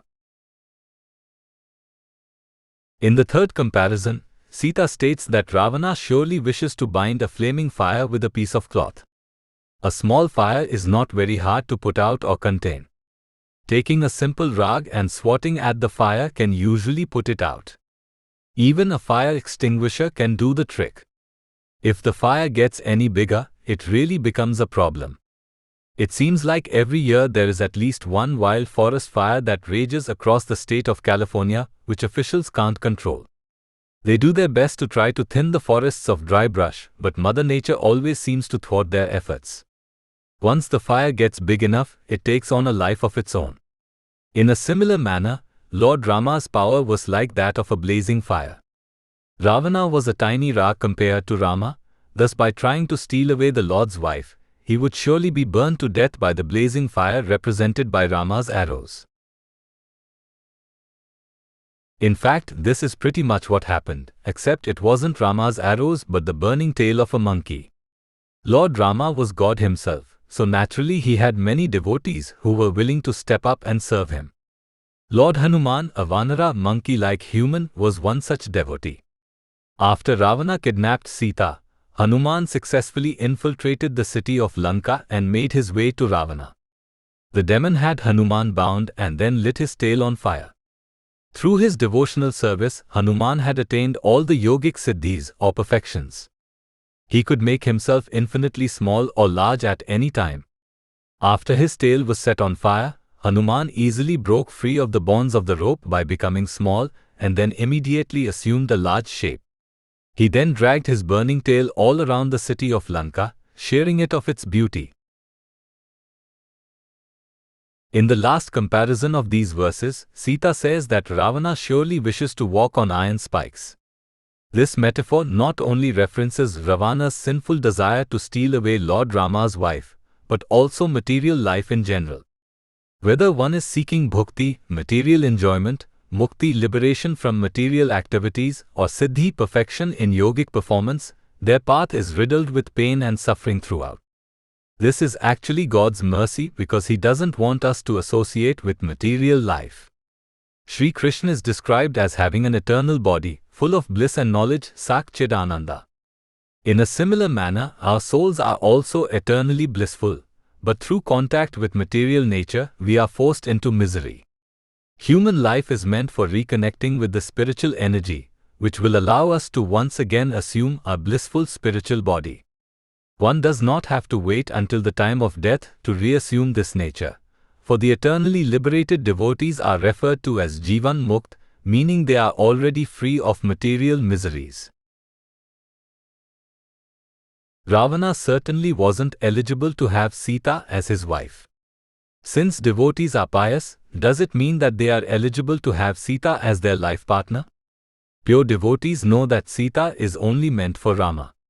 They are happiest when they see the divine couple together. This is how Lakshman, Rama's younger brother, felt. He left his own wife at home in favor of serving Rama and Sita.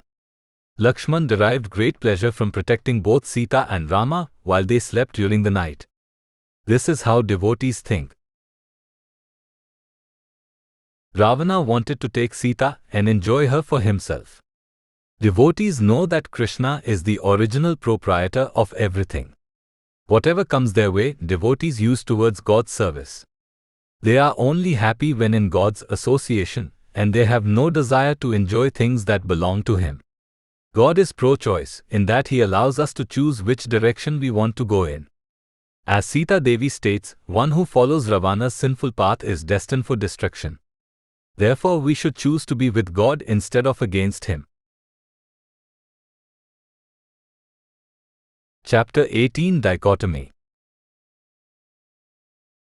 The difference between the son of Dashrath and yourself is like the difference between gold and a base metal, sandalwood, water and mud, and an elephant and a cat in the forest. Sita Devi speaking to Ravana, Valmiki Ramayana, Aranyakand, 47.46. The material world is a place full of dichotomies. There is hot and cold, pain and pleasure, and strength and weakness. In some instances, simple dualities are insufficient in accurately describing a particular object's potency or power. In this regard, more detailed comparisons are necessary, where certain objects or creatures are compared to others. For example, there is a common expression used to describe heavy rain. People will say, "It's pouring outside," meaning that the rain is flowing down so steadily that it appears that someone is pouring the water out of a container. These types of comparisons better illustrate certain situations and predicaments. In a similar manner, comparisons are also used to describe both the strengths possessed by God and the limited powers possessed by human beings. Now this may seem like a needless task. Of course, God is great. Why would we need to describe His greatness? This seems true in theory, but in reality we see a different situation. The Vedas tell us that the current age we live in is known as Kali Yuga, or the Dark Age. It is characterized by the overall lack of adherence to dharma, or religiosity in society. If we do a quick study, we'll see that this is indeed true. How many of us spend time thinking about God during the course of the day? Among those of us who do, how much time is spent thinking about God versus time spent thinking about our daily needs arising from work, school, or family? If we answer these questions honestly, we'd see that the majority of our time is spent worrying about our necessities and our future fortunes. The rest of the time may be spent lamenting over misfortunes of the past. This is the effect of Kali Yuga. The Vedas tell us that man was almost completely pure at the beginning of creation, during the period of time known as the Satya Yuga. Each creation is divided into 4 time periods or yugas, and dharma reduces by 1/4 with each successive time period. Kali Yuga is the last yuga before the ultimate dissolution of the earth. People today are committed to adharma instead of dharma. Dharma is religiosity or occupational duty. There are different dharmas assigned to different people based on their personal qualities and the work they perform, but all dharmas share one thing in common. Their aim is to help the soul return to the spiritual world. Though many of us falsely identify with our body, the real source of our identity comes from the spiritual spark or soul residing within us. Dharma involves performing those duties which help the soul avoid having to assume a material body again. Something is designated as material if it possesses gunas, or the material qualities of goodness, passion, and ignorance. The world we live in is not meant to be our permanent home. It's a sort of playground for the wayward souls who want to falsely enjoy the senses. Lord Krishna is the Supreme Personality of Godhead, and one of his names is Hrishikesha, meaning the master of the senses. Since he is the master of all the senses, real pleasure can only come from serving him. In the conditioned state, the living entity becomes a servant to their own senses, or Godasa. Dharma is a set of law codes and recommended activities that allows one to please the master of all the senses, thus becoming a master of their own senses in the process. The goal of human life is to go from being the slave to the master of the senses. By controlling our material sense urges, we can execute pure devotional service to the Lord. At the time of death, those who wish to associate with Krishna will get to return to his spiritual kingdom immediately, never having to take birth or assume a material body again. When almost everyone around us is so committed to adharma, how can we go about pleasing Krishna? Well, before we can please him, we have to understand who he is. God is omnipotent and omnipresent, and therefore can never be fully understood by the human mind, which is itself a part of the material creation. The mind represents a subtle element of nature, so it's not something we can necessarily see, but it certainly does exist. Though the mind doesn't come with us to the spiritual world, it is still important since it can help shape our consciousness. It is this very consciousness that needs purification. Though God can never be truly understood, the Vedas try to describe some of his glories. In order to describe God in a way that people can understand, Vedic authorities use techniques such as comparison and quantification. These techniques are helpful because we have a limited understanding of the universe. Great scholars and scientists of today are very proud of their knowledge. They believe that they are on the cusp of discovering immortality, thinking that if they do enough research, they will find a way for man to live forever. Using a little intelligence, we can understand just how foolish these thoughts are. For starters, all of us were born into ignorance. The human infant is so helpless that it can't even feed itself. It's not even intelligent enough to know where, when, and how to go to the bathroom. Babies are forced to wear diapers and have them changed at regular intervals by their guardians. As children get older, they take in more information through the discovery process. Gradually, they become educated enough to become self-sufficient adults who can meet the demands of their bodies. Some adults take it a step further. In every society there will be an intelligentsia, a group of people prone to cultivating knowledge. Nevertheless, knowledge can only be acquired through personal experience and learning from others. Then there are the geniuses like Albert Einstein and Sir Isaac Newton who make great discoveries. Yet if we apply a little intelligence, we'll quickly discover that even the greatest scientist in the world has a very paltry understanding of things. This should make sense to us. How much intelligence can a person really have if they had to acquire all their knowledge? In the grand scheme of things, human beings don't live that long, so they don't have the time to study each and every person and geographic area in the world. No matter how intelligent we may think we are, no one in the world is smarter than God. He is the oldest person, so he has seen all there is to see and experienced all there is to experience. Lord Krishna is the original person, Adyam Purana Purush. God is also the only person in the world who never had to be taught anything. He has always been God. He didn't need to take any college courses, read any books, or perform any experiments. God is always God. It is not a title one can acquire. These facts seem simple enough to understand, but we see that many people either forget God or don't spend any time thinking about him. Then there are those who are openly atheistic, thinking that there is no God. Once they acquire enough wealth, fame, and intelligence, they take themselves to be the supreme controller, the ruler of the world. This was precisely the case with the Rakshasa demon Ravana many thousands of years ago during the Treta Yuga. He too was a mortal living entity, born as a son of the sage Vishrav. Yet through the performance of severe austerities, Ravana was gifted with many power-augmenting boons by the demigods. He then used his newly acquired powers to wreak havoc throughout the world, defeating many great kings and stealing away their wives. Ravana's folly was that he took himself to be invincible. Though he had to work so hard to achieve his fame and fortune, he never thought that there might be a god who was more powerful than himself. Ravana thought the demigods were the most powerful living entities, and having outsmarted them, he believed he was the head honcho of the universe. His hubris deluded him into thinking that he could have the wife of Lord Rama, Sita Devi. At the same time that Ravana was terrorizing the innocent people of the world, Lord Krishna had appeared on earth in the guise of a human being, the warrior prince named Rama. As part of his pastimes, Lord Rama roamed the wilderness of India for 14 years alongside his younger brother Lakshman and wife Sita Devi. Sita was an incarnation of goddess Lakshmi, so naturally she was the most beautiful woman in the world.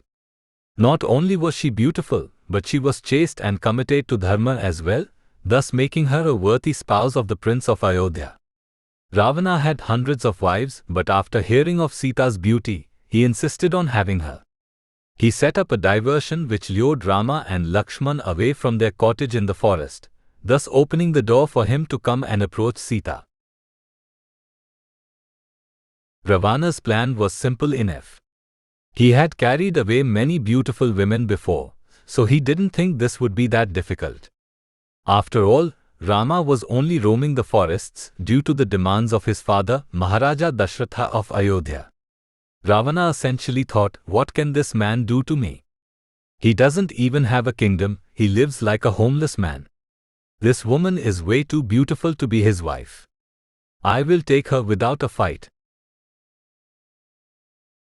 The difference between the son of Dashrath Rama and yourself is like the difference between a lion and a jackal of the forest, a sea and a brook and fine wine and sovaraka, a sour fermented wheat drink.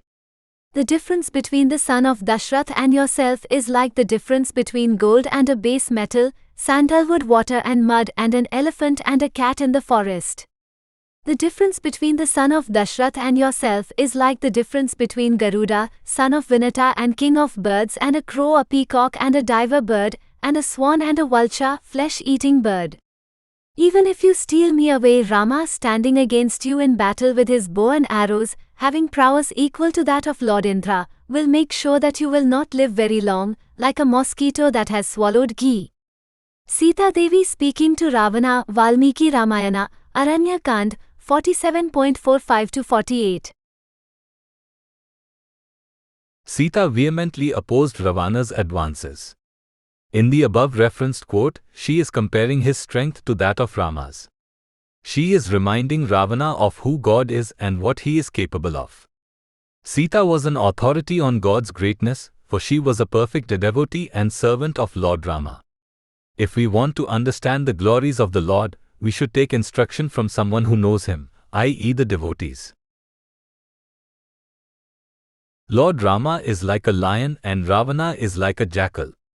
Rama is brave, courageous and strong, whereas Ravana is a sneaky little thief.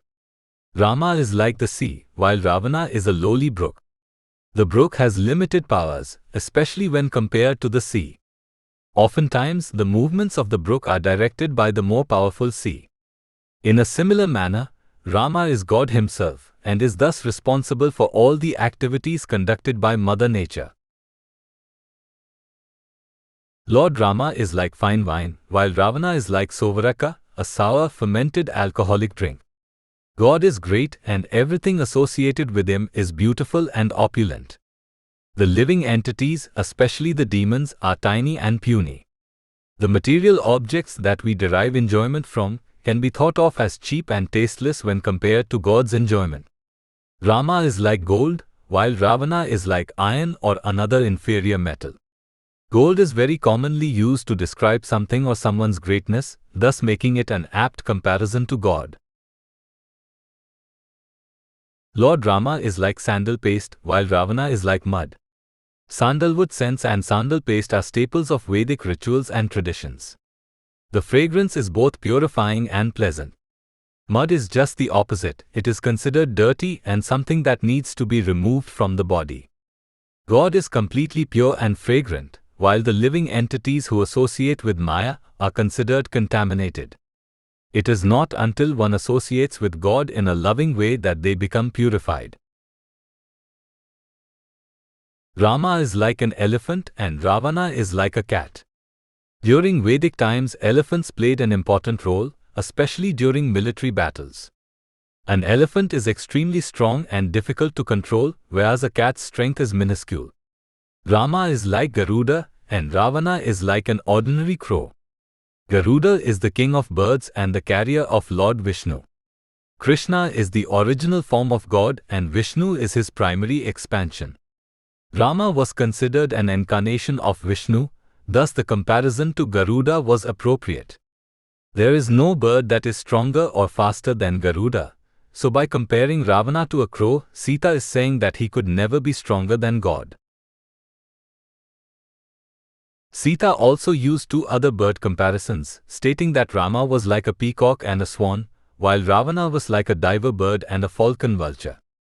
Lord Krishna wears the peacock feather in his hair, so this automatically makes the peacock an auspicious animal.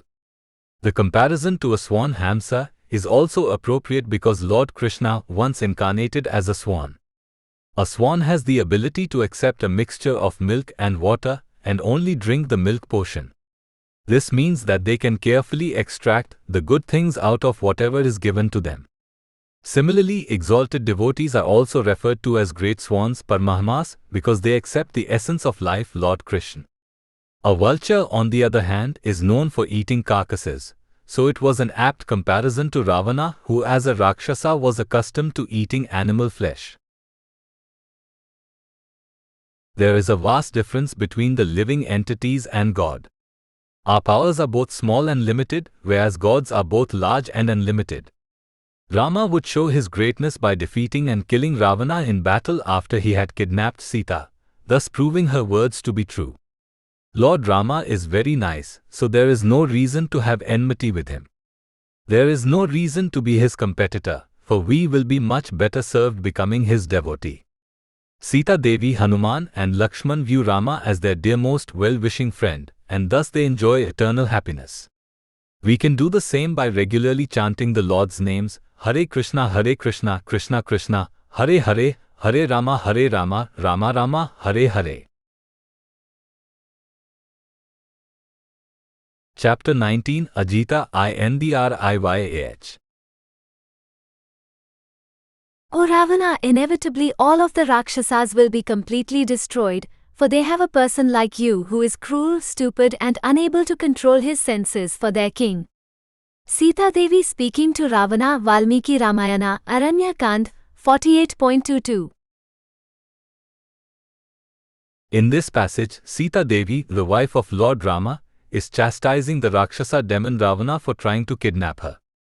Ravana was the king of the island city of Lanka, so Sita is referencing the fact that all of the citizens of Ravana's city will meet with destruction due to his impious deeds. As events would play out, Sita's words would prove to be true. But we don't need to focus exclusively on Ravana's actions to see this principle in action, for recent history shows us the dangers caused by impious leaders. The 20th century was famous for its two world wars. These wars were described as such because they involved many countries joining together and fighting for a common cause. The geographic locations of the participating countries spanned the globe, thus the wars truly took on a global nature. What resulted was the death of thousands of soldiers and also the complete destruction of many cities. The Second War was more famous. Its protagonists were the leader of Germany, Adolf Hitler, and the Emperor of Japan. Hitler is one of the more famous dictators in history, with his name now being synonymous with tyranny, bigotry, and an overall lack of character. Hitler was indeed stupid, harsh and lustful in his actions, and thus his countrymen had to suffer as a result. Germany was utterly destroyed during World War II, and the country required a committed effort from the United States through the Marshall Plan to rebuild it. The United States still has a military presence in Germany to this day. Germany's main ally was Japan. World War II had already started without the United States participating. Due to its geographic location, America was isolated from the war's hotspots of Europe and Asia. This all changed on December 7, 1941, when Japan attacked an American naval base in Pearl Harbor. This one act brought America into the war, and it would prove to be costly for Japan.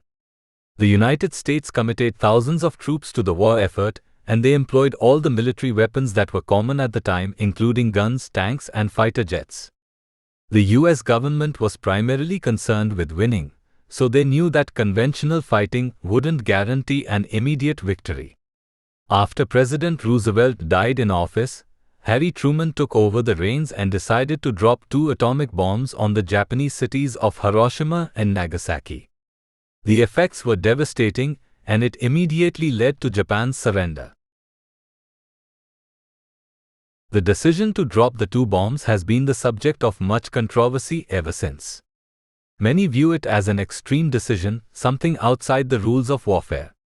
In any military engagement, there are certain rules and regulations that the parties adhere to. Yet at the end of the day, war is war, meaning it is gruesome in nature, with men taking arms for the express purpose of killing one another. People value their own lives after all, and also those of their countrymen, so they are bound to look for ways to achieve victory more quickly and in a decisive manner. Harry Truman certainly was responsible for deciding to drop the bombs, but a greater fault lay with the government of Japan. Like Germany, Japan had a leader who was sinful, stupid, and acted against the rules of propriety. He had no justification for bombing the United States, and for this impious act, thousands of his citizens were killed in an instant. The effects of the bombs were devastating on the Japanese people, and to this day, the country is still not allowed to have any type of military. World War II was only one example out of hundreds that show what can happen when a country has a bad leader. Most of the governments of the world today are led by atheists or people who aren't God-conscious. They take the body to be the beginning and end of everything, so they gear their policies around satisfying the demands of the body. To this end, they gladly sanction the practices of animal slaughter and even abortion to meet the dietary and sexual desires of the citizens. The Vedas tell us, however, that the first duty of a king is to protect innocent life, especially those of cows. The cow is considered to be a mother, since it freely provides milk to the rest of society. Even meat eaters make use out of milk products such as butter and cheese, so there is really no justifiable reason to kill a cow. Today's situation is so bad that millions of cows are gathered in an organized way and sent to slaughterhouses. A government leader is responsible for stopping this practice, or at the very least, raising objections to it. Yet we see that most don't have any problem with slaughterhouses or abortion. If innocent life is not protected, how can a society claim to be civilized? The Vedas tell us that the other primary duty of a government leader is to imbibe God consciousness in the citizens. This makes sense because realizing God is the actual purpose of human life. Sense gratification is reserved for the lower species which aren't intelligent enough to conceive of a creator. A fish doesn't even know that it is wet, nor does it know when to stop eating, so it surely can't understand that it is destined to die someday. Human beings have the ability to not only understand mortality, but to take steps to stop it. How does one stop death? Lord Krishna gives us the answer in the Bhagavad Gita. We can't avoid dying in our present body, but we can make sure that we never take birth again. The soul is eternal, but our material bodies are not. Material bodies are compared to clothing, they are put on at some time and then given up later on. The soul, which forms the basis of identity, remains intact. A person who thinks of Krishna or God at the time of death never has to take birth again, which also means that they will never die again. It is the responsibility of a king or government leader to make sure that their citizens are taking steps to liberate themselves from the cycle of birth and death. Protecting innocent life is the first step in the process. If we are allowed to kill the innocent, we surely will have to suffer in the afterlife. Just as a good king helps people to make spiritual advancement, a poor leader takes people further and further away from the aim of life. This was the case with Ravana, a Rakshasa demon who terrorized the people of the earth many thousands of years ago. Lord Krishna is the Supreme Personality of Godhead, as stated in the Vedas. Essentially, Krishna is God, but the title of Supreme Personality of Godhead more accurately describes him. God is someone that most of us know exists, but we're not really too sure of anything beyond that. What does he look like? What does he teach? What are his names? The Vedas try to answer these questions by describing his names, qualities, forms, and pastimes. By stating that Krishna is the Supreme Personality of Godhead, the Vedas tell us that Krishna is a person, the most powerful of all, and the source of all incarnations. Godhead means that God can take unlimited numbers of personal expansions. A personal expansion is equal to God in potency.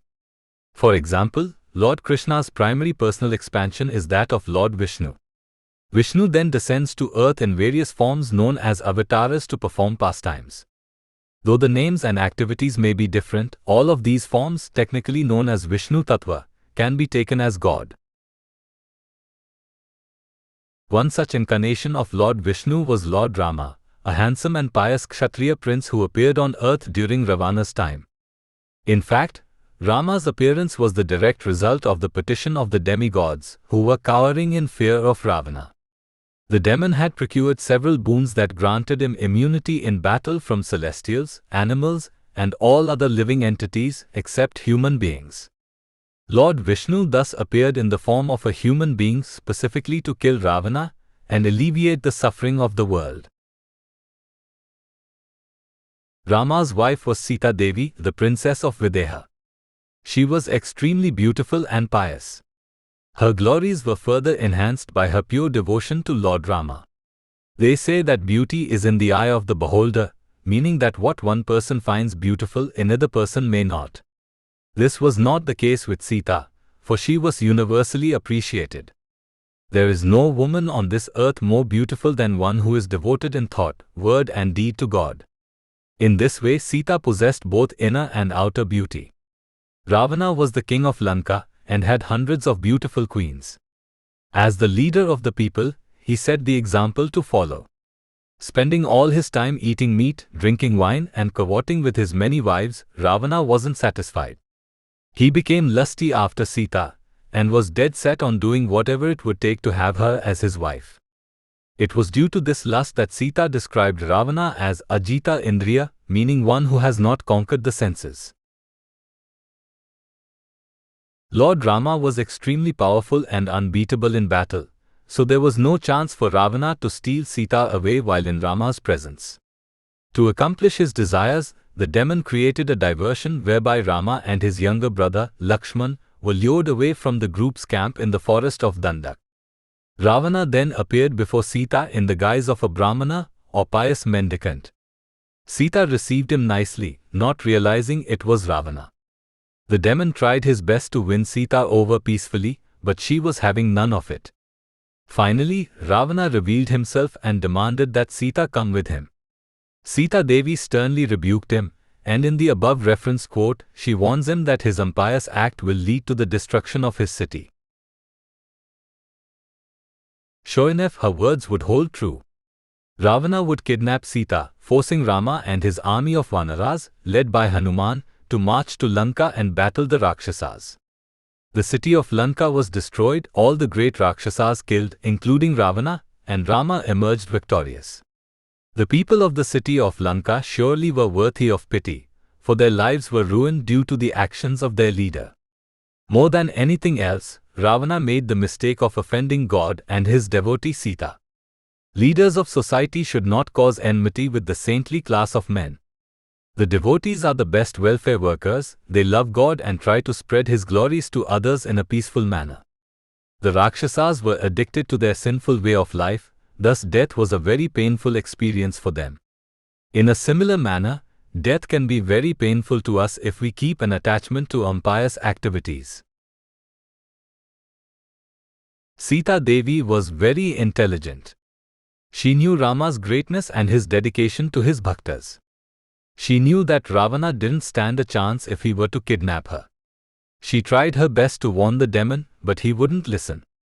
She, being a saintly person, felt pity for Ravana's associates since they were destined to die due to Ravana's actions. The lesson we can learn is that it is better to associate with Lord Rama's associates, the devotees, than to be with Ravana's associates, the Rakshasas. The demons meet with doom, while the devotees are always protected. In this age, the only way to have true peace in society is to associate with God by regularly chanting His holy names, Hare Krishna, Krishna Krishna, Hare Hare, Hare Rama, Rama Rama, Hare Hare. Chapter 20 Mukunda.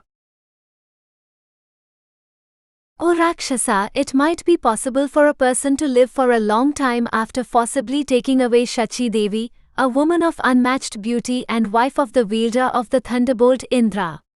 But a person who abuses me shall not be released from death even if they were to drink Amrita nectar which grants immortality. Sita Devi speaking to Ravana, Valmiki Ramayana, Aranyakand, 48.24. One of Lord Krishna's names is Mukunda, meaning one who grants liberation.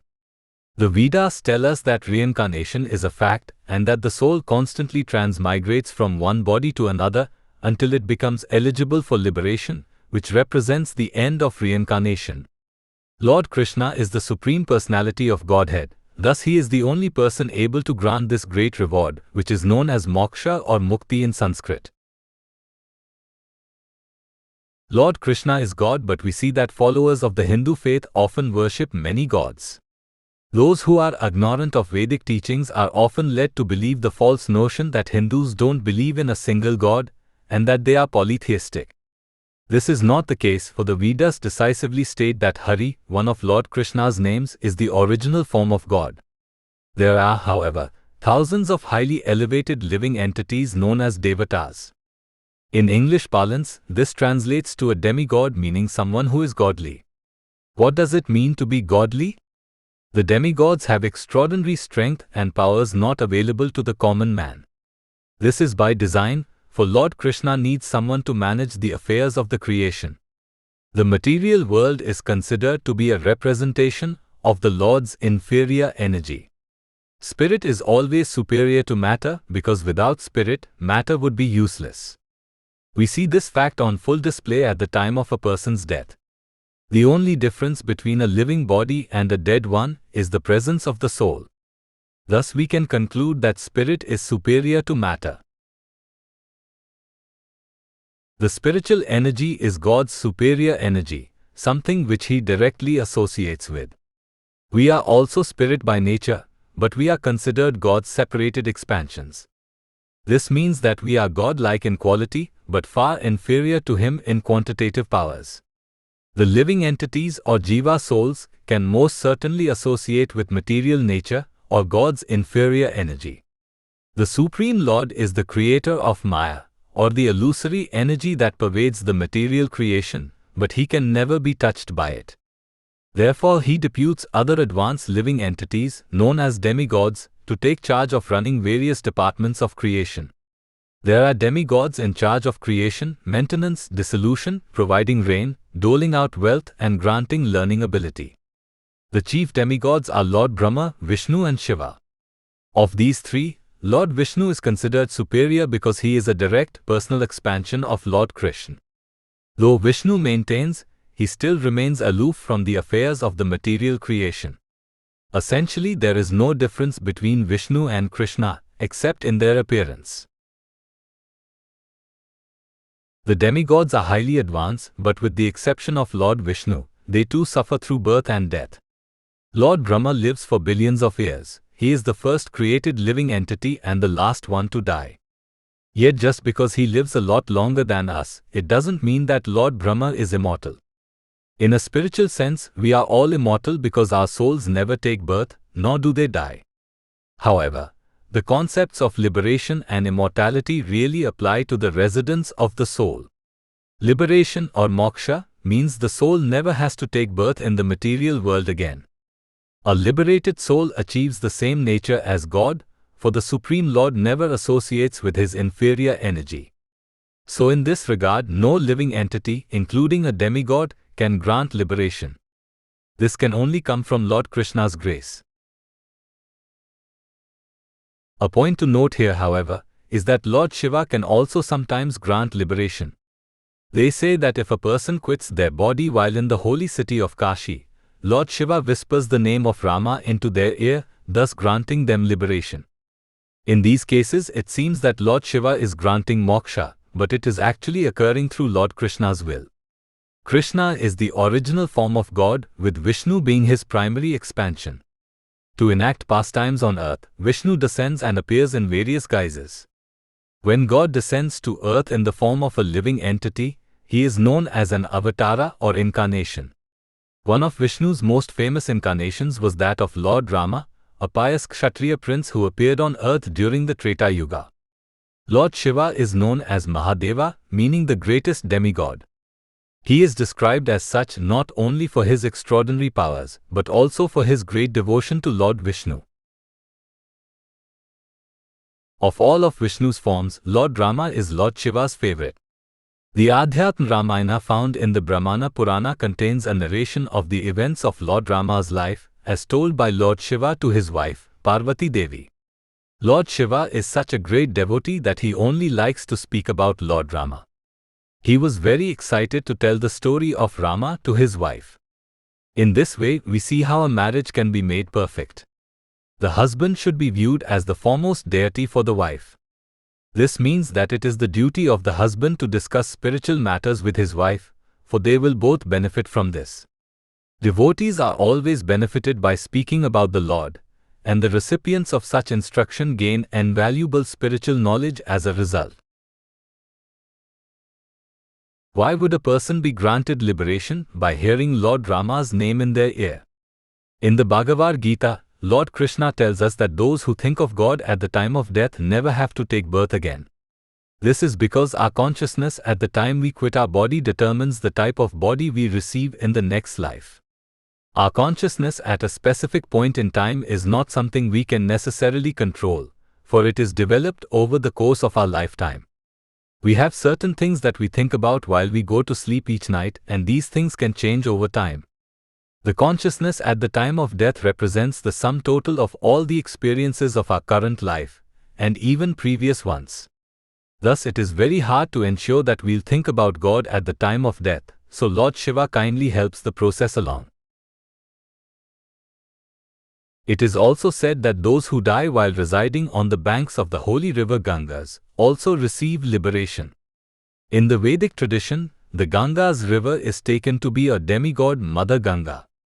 Again, it appears that a demigod is granting liberation, but this is actually not the case. Ganga Devi is considered sacred because she flows from the lotus feet of Lord Vishnu. Lord Sri Krishna Chaitanya Mahaprabhu has declared that just as Lord Krishna is worshipable, so is his land. Essentially, this means that anything directly associated with Krishna is to be worshipped in the same manner as one would worship the Supreme Lord himself. Since Ganga Devi comes from the lotus feet of the Lord, she is non-different from him. Therefore, anyone who quits their body while near the water coming from Vishnu's feet increases their likelihood of attaining moksha. Based on the authorized statements of the Vedas, we see that only God himself can grant liberation. Hence he is known by the name of Mukunda, or one who grants mukti. The atheist class, however, don't realize this. From the beginning of time, there has been an ongoing struggle between the demigods and the demons, who are also known as asuras. The demigods are known as suras because they are devotees by nature. An asura is the opposite of a sura, meaning they don't believe in God. The asuras constantly clash with the suras because they think that if the godly class is defeated, worship of God will stop. Instead of believing in God, asuras view the Lord as a competitor. They would rather people worship them instead of Krishna. During Lord Rama's time, there was one asura in particular, known by the name of Ravana, who had risen to power. Ravana was a Rakshasa, a demon with ghastly physical attributes. Rakshasas are meat-eaters who range the night while terrorizing the innocent. They have no problem eating human flesh. They are expert in illusion and not afraid to use their black magic powers when battling others. Ravana was quite powerful due to boons he received from Lord Brahma and Lord Shiva. This certainly seems a bit odd. Why would the godly class grant boons to sinful people? Unlike God, the Devatas are required to give away benedictions to whoever worships them properly. This is how material nature works. Since matter is part of God's inferior energy, the Lord has no direct interest in it. God doesn't play favorites when it comes to material fortunes or misfortunes. Matter is dull and inferior and something we should strive to break free from. Hence the Lord does not consider anything in terms of good or bad as it relates to the body and the senses. Nevertheless, the living entities are stuck associating with matter by default. Living entities have different desires and possess varying levels of intelligence. So there will always be people who wish to increase their material possessions and opportunities for sense gratification. These people are known as karmis or fruitive workers. It is the duty of the demigods to facilitate the requests of the karmis. Since there is no distinction between good or bad on a material level, the Devatas must grant benedictions to whoever pleases them, regardless of the motive. Ravana, being an atheist, was especially intent on increasing his fighting powers. After he got what he wanted from the demigods, he went to war against the saintly class. He even defeated his own brother, the treasurer of the demigods, Kuvera. Ravana was extremely wealthy and ruled over a beautiful island known as Lanka. He had hundreds of wives, but one day he heard of a beautiful woman, Sita Devi, who was residing in the forest of Dandak. Sita was Lord Rama's wife, and she had accompanied her husband on his sojourn through the woods. Ravana set up a ruse which lured Rama and his younger brother Lakshman away from their cottage, leaving Sita all by herself. Ravana approached Sita and propositioned her. Sita was no ordinary human being. When God appears on earth, his pleasure, potency, expansions from the spiritual world come with him. Sita was an incarnation of goddess Lakshmi, the wife of Lord Vishnu in the spiritual world. Sita was ever devoted to Rama and never thought of another man during her entire life. She sternly rebuked Ravana. Undeterred, the demon prepared to steal her away. In the above referenced quote, Sita warns him of what will happen if he should perpetrate such an iniquitous deed. In battles between the Suras and Asuras, Lord Indra is usually the leader of the demigod army. He wields the thunderbolt and is considered very powerful. Sita makes reference to the fact that one has a possibility of remaining alive should they steal Indra's wife Shachi. Stealing another's wife is an act of Vikrama. Karma actually refers to prescribed duty, or those actions which allow one to advance to a higher position in the next life. It is similar to the theory of evolution, but this is an evolution of the soul and not the species. Vikrama is abominable activity, those actions which lead to demotion to a lower species in the next life. Stealing another's wife is quite a deplorable act, so one surely suffers the consequences. However, the punishment doesn't always come about right away. Sometimes a person desires to sin even more. In these instances, the laws of nature allow the person to remain alive so that they can act out their desires. Not only can such a person remain alive, but they even have a chance at moksha or liberation. There is always an opportunity for repentance and forgiveness. Sita Devi accurately stipulates that this opportunity for moksha doesn't exist for one who insults her. This is because Sita is a pure devotee of God, his most beloved of associates. The Supreme Lord is neutral when it comes to issues relating to the material world, but this isn't the case for his devotees. The Lord doesn't mind being insulted personally, for he even appreciates insults when they come from his intimate associates like Sita Devi or Srimati Radharani. However, he never tolerates ill treatment towards his devotees. Sita is informing Ravana that even if he should drink nectar which grants immortality, Amrita, he still won't escape death. The irony is that Ravana did eventually go through with kidnapping Sita, but he still received liberation. This is a special circumstance, however, as Ravana was directly killed by Lord Rama or God. Since Ravana was thinking of the Supreme Lord at the time of death, he was granted a specific type of liberation. Sita Devi's comments are still noteworthy, for we should never create enmity with the devotees of God. Sita is kind and sweet and the giver of great wealth and fortune. All the money that we possess should be considered her property, so we should use it in the right way. One of Krishna's names is Madhava, meaning the husband of the goddess of fortune.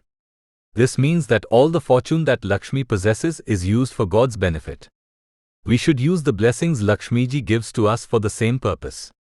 All of our activities should be dedicated to the Supreme Lord. Acting in this way will make us happy.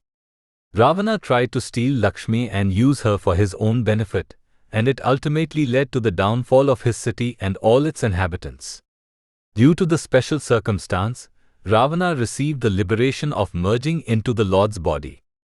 For the devotees, however, God bestows the boon of his eternal association, which is a far greater reward than mukti. Sita, Lakshman and Hanuman are eternal servants of Lord Rama. If we remember and honor the Lord with our thoughts, words and deeds, we too can receive the highest form of liberation, Krishna Prema or love for God. Thank you for reading. All content authored by Sonal Pathak.